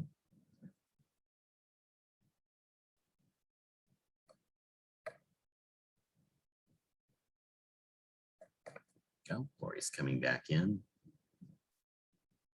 So again, those misstatements that are material because of qualitative factors, pull them out, audit them separately. Even if they're fairly small, if they're real small, you might pass them up. What's that? Oh, okay. It almost sounded like one of these fluorescent tubes popped. Yeah, heaven forbid. We've already got some that are out here in the classroom that they were out last semester. We'll see when they're replaced. So we pull some out, some transactions out, because just due to what's going on there at face value. Well, combined misstatements between 3 and 6% require the greatest amount of professional judgment to determine their materiality. Just we saw, yeah, that's when we really have to think about it. We're in a fuzzy situation. Well, number 2. The 3% to 6% must be measured in relation to the appropriate benchmark. Many times there is more than one benchmark to which misstatements should be compared. Following guides are recommended in selecting the appropriate benchmark. Well, the income statement. Combined misstatements in the income statement should ordinarily be measured at 3% to 6% of operating income before taxes. Again, just like we saw. The auditor followed this in the numbers we saw. A guideline of 3% to 6% may be inappropriate in a year in which income is unusually large or small.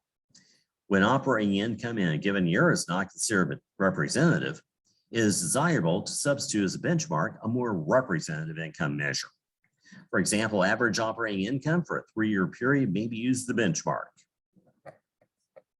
Then the balance sheet. Well, combined misstatements in the balance sheet should originally be evaluated for current assets, current liabilities, and total assets. For current assets and current liabilities, the guideline should be between 3% and 6%, applied in the same way as for the income statement.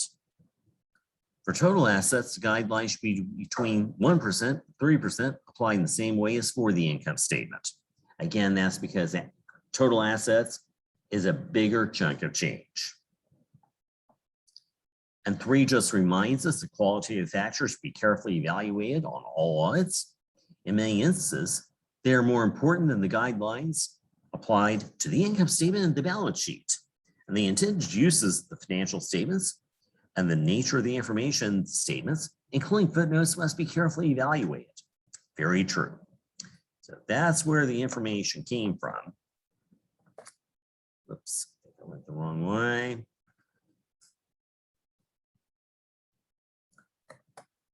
So there's where the information came from that we saw in a little chart there. Come back to that little chart of numbers, by the way. Here we go. Now, in this chart, if you are going for one of these 4 factors and thinking, okay, I'm going to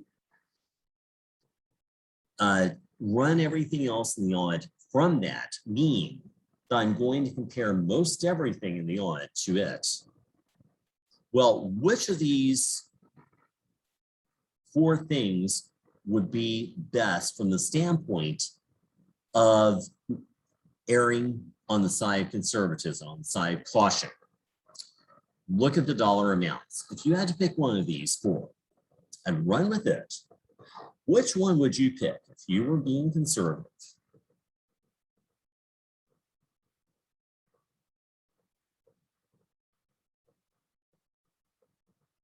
Look at the dollar amounts. Liz? Sorry. Exactly. The lowest one, dollar-wise. It'd be earnings from operations. In fact, that's what this auditor is going to pick to go through the rest of the example that we're going to have here in the chapter.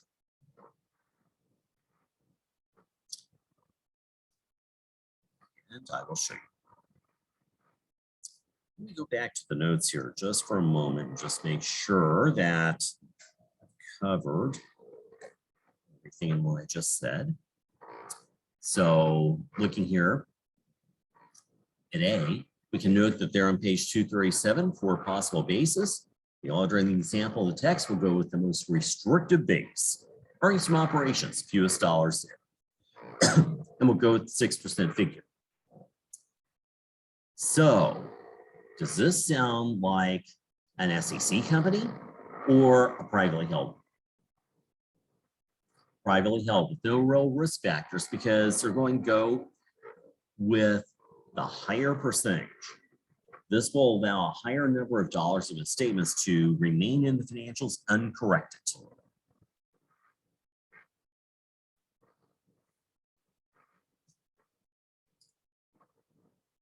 So of course, that's a major judgment call. Another auditor may have said, I'm going to go with the smaller amount.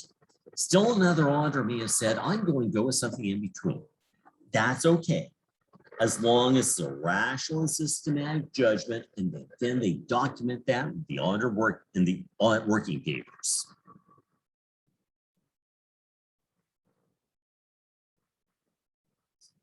They documented it. Another auditor could do it a different way. However, this example of the text shows the major judgments involved in deciding materiality, as well as factors which can affect those judgments. That's what counts. So understanding what's going on behind the scenes, understanding the judgment process. Again, if in doubt, always lean toward conservatism. B, we remember that some items are material due to their nature, no matter how few dollars are involved. Thus, the auditor will virtually always check these out and require any misstatements to be corrected, even if they're small. Just make a little note here, just be consistent with what they say in this chapter, qualitative factors.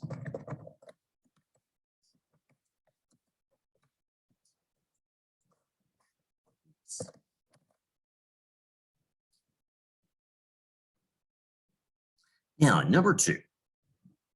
Next thing to do is to determine performance materiality, which is the tolerable misstatement of each segment or account. And tolerable misstatement will abbreviate LOTM. This means the auditor will allocate the total preliminary judgment about each segment or account. I'll show you an example in a second on page 240. But in this example, this auditor has decided to tolerate a maximum of $442,000 of misstatements and debits and a maximum of $442,000 misstatements and credits, or $884,000 in total. Well, he or she then allocates this $884,000 to the real or balance sheet accounts. Again, still another auditor may have said that's not very conservative. I'm only going to allocate $442,000. Okay. So with 6% and doubling that, $442,000 is probably not a high-risk client, like an SEC client. It's probably a mom and pop operation or something like that. No real risk factors. So in the end, less evidence would be gathered as more error was tolerated. And also note that a decrease in tolerable misstatements tends to lead to more evidence gathered, such as with an SEC client, since less error is tolerated. You must therefore do a lot of work to get the bugs out. Okay. So on page 240, let me just flash my book up for a moment.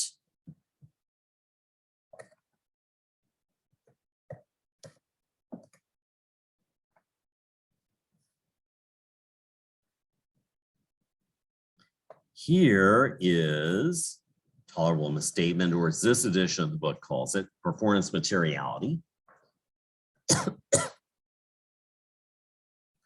Or still other books call it precision. Okay, that's okay. All the same thing. How much misstatement will I tolerate in each account? Normally, we're going to take this total. Okay, remember I said 442,000, but this auditor is not very conservative, doubled it.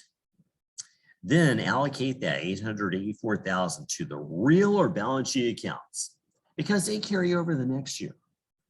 That's why. So here's how much misstatement I'm going to accept in each. Like $6,000 in a statement in cash, and still say cash is fairly stated. Now, again, there are no right or wrong numbers here, but we'll see some little notes telling us the judgment process. And again, that's why it counts. All right. Before I get into those numbers, let me come back here to my notes. I just wanted to show you those numbers. Sorry to interrupt the notes. Well, first of all, as I said, materiality is often allocated only to the real accounts because nominal accounts are also affected due to double entry, to tell you the truth. So as we audit a real account, we're also auditing a nominal account. That nominal account was closed out to the real account, and the real account balance carries over to the next fiscal year. We want to show that we audited it as we should have.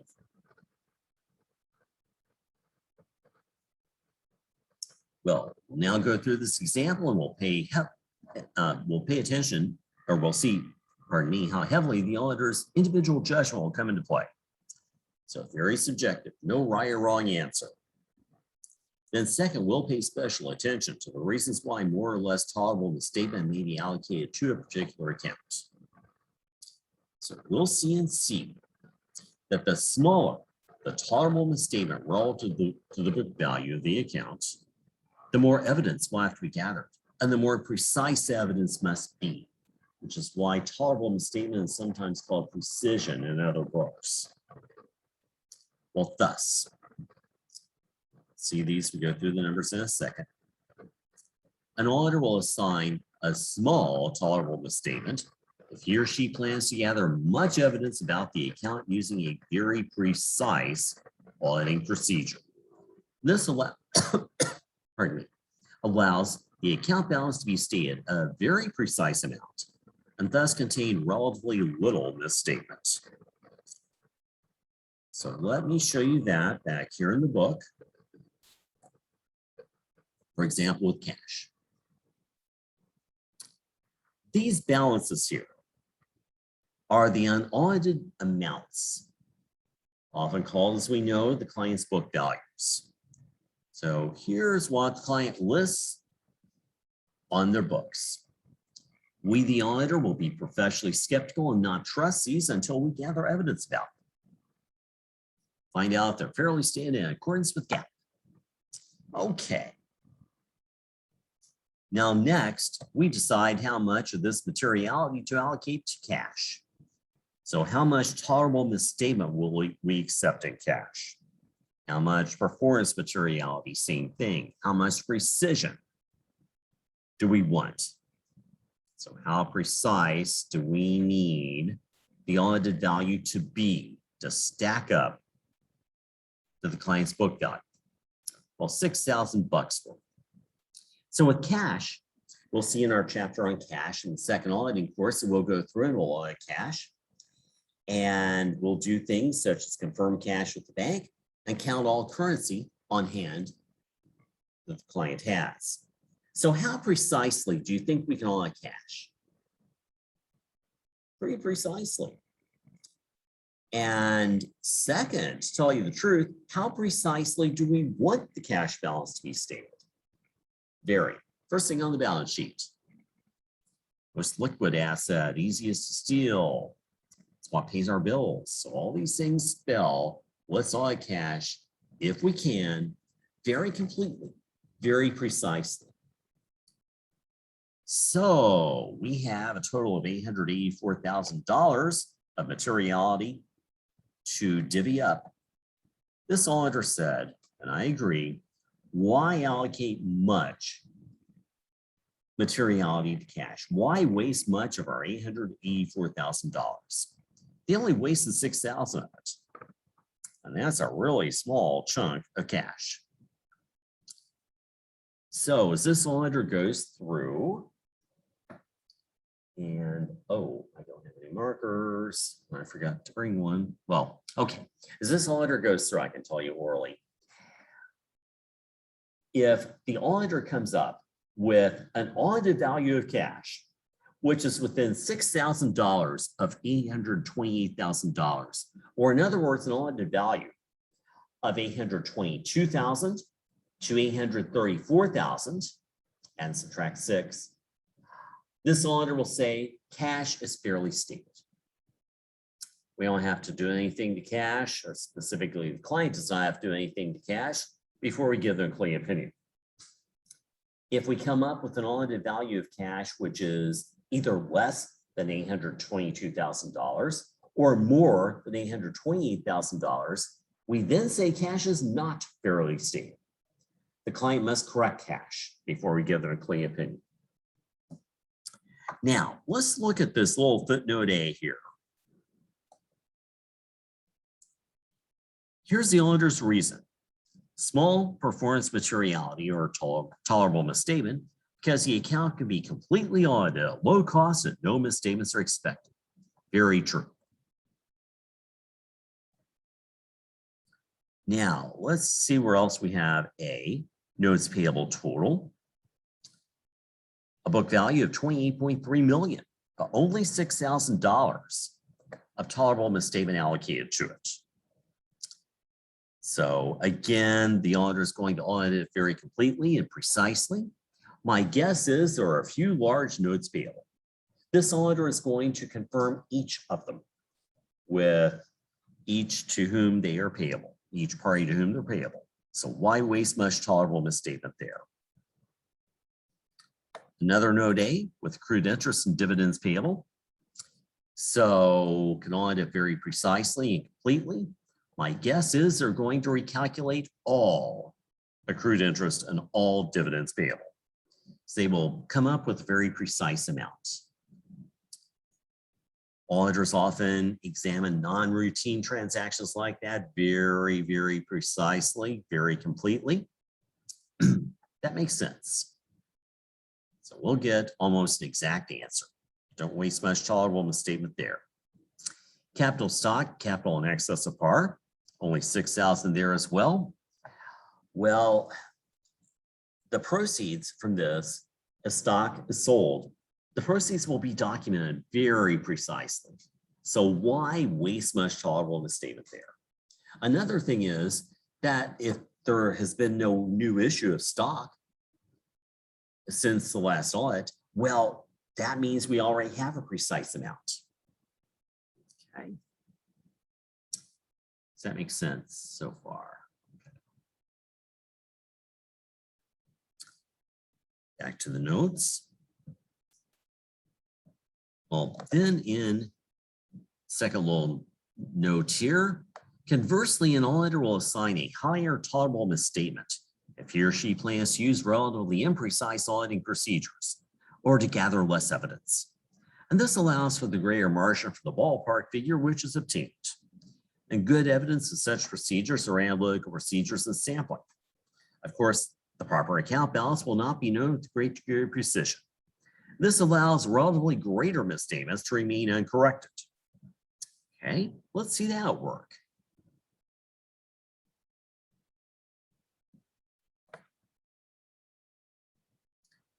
So if we come back to trade accounts receivable net, trade B2B, business to business, net, meaning after deducting the allowance for bad debts. Well, they have spent over a quarter of their total of $884,000 here. They spent $265,000. That's a big chunk of change. Let's see why in note B. Well, large performance materiality because the account is large. Okay, that's one reason. And requires extensive sampling to audit the accounts. Reading between the lines, they will sample accounts receivable and have a random sample of customers to send confirmations to. Well, we're not confirming all accounts receivable. So based on this sample, we're getting an estimate. As we know, statistical sampling does not give us an exact figure. It gives us a ballpark figure.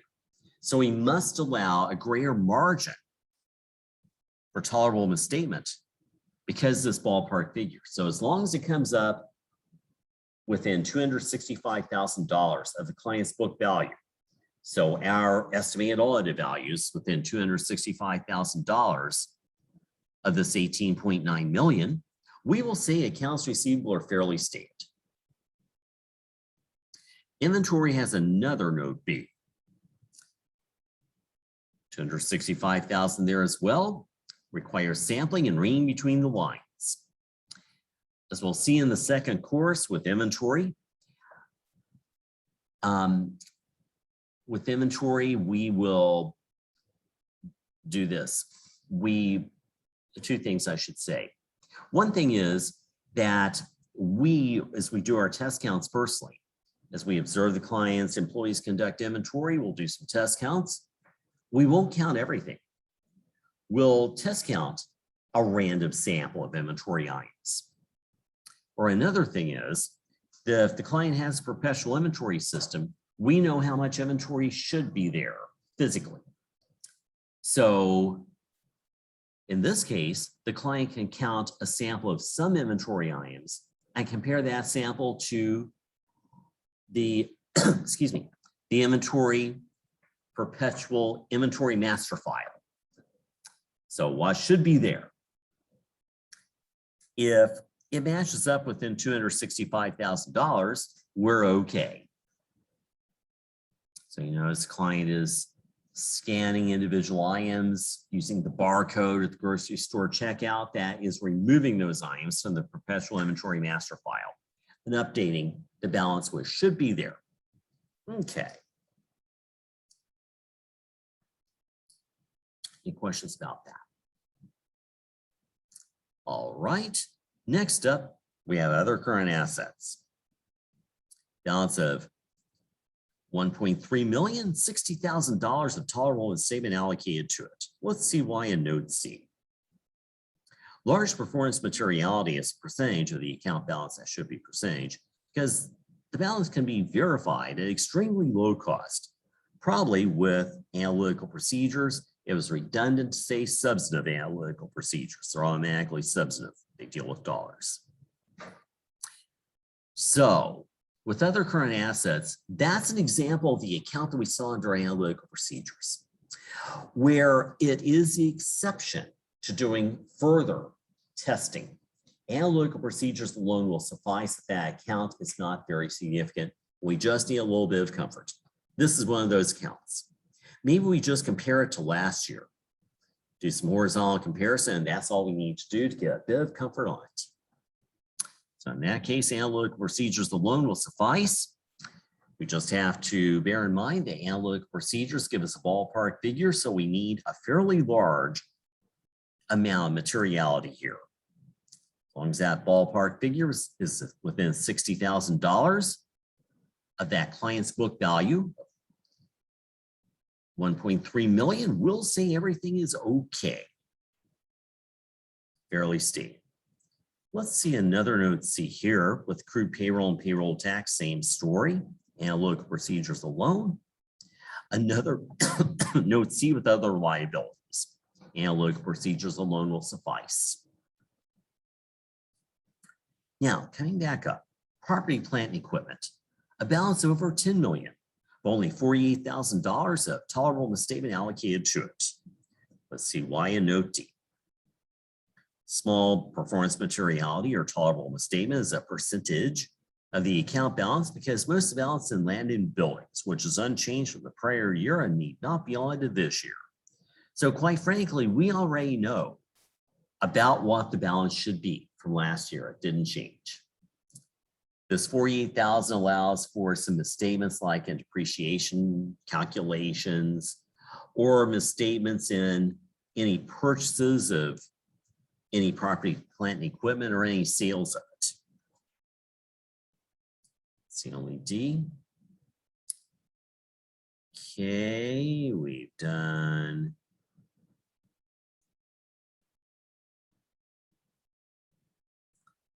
okay, let's come down. Trade accounts payable, trade or business to business. Balance of 4.7 million, $90,000 of tolerable misstatement allocated to it. And there's a rather surprising reason here. Any moderately large performance materiality because a relatively large number of misstatements are expected. That sounds odd. Sounds like we'd like to correct them. Well, reading between the lines, the auditors decided, okay, we can live with these misstatements. Given that these are in accounts payable, do you think these misstatements are more likely to be overstatements or understatements?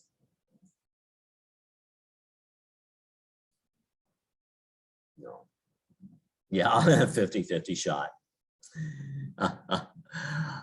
Well, understate, pardon me. These misstatements are more likely to be overstatements, and here is why. The client's motivation is to understate accounts payable. If accounts payable are overstated, that is clearly an innocent error. In fact, maybe a little bit of overstatement in accounts payable is like a little bit of insurance for the auditor. Clients admitting to more debts than they really owe. But if liabilities are understated, that auditor gets very nervous very fast. We've done everything except retained earnings. Not applicable. Let's see why in note F. Not applicable because retained earnings is a residual account that is affected by the net amount of the misstatements in the other accounts. Very good. So we don't have to worry about that. Again, they've allocated a total of $884,000. Another auditor may have allocated different numbers here, but that's okay. They've justified the decision. It's rational, it's systematic. Then back here in the outline. Well, indeed, sometimes tolerable misstatement will differ for understatements and overstatements for a particular account. For example, the auditor may allocate less tolerable misstatement for overstatements than for understatements of assets and revenues, because clients' motivation is to overstate these two, not understate them. If they're understated, is clearly innocent. Well, conversely, as we just saw here, she may allocate greater tolerable misstatement for overstatements and for understatements of liabilities and expenses are precisely what we just saw. Again, the client has a motivation to understate them. If they're overstated, that's innocent. And that's due to the client's bias. We'll see that in one of our homework problems. All right, precisely 8:30. So I'll go ahead and stop there. And when we come back next class, I'll cover 3 and 4. And then we'll do chapter 9. Okay, I realize we're behind, but I'd rather you learn things very thoroughly. All right, any questions? Again, make sure that you do the exam, and any problems, let me know. Okay. Anything, questions? Sure.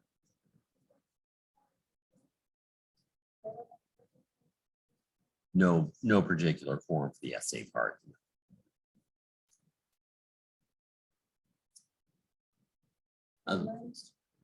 No length either. Anything else? Okay, very good. If anything crops up, let me know. So have a good week. Good luck on the exam. You bet.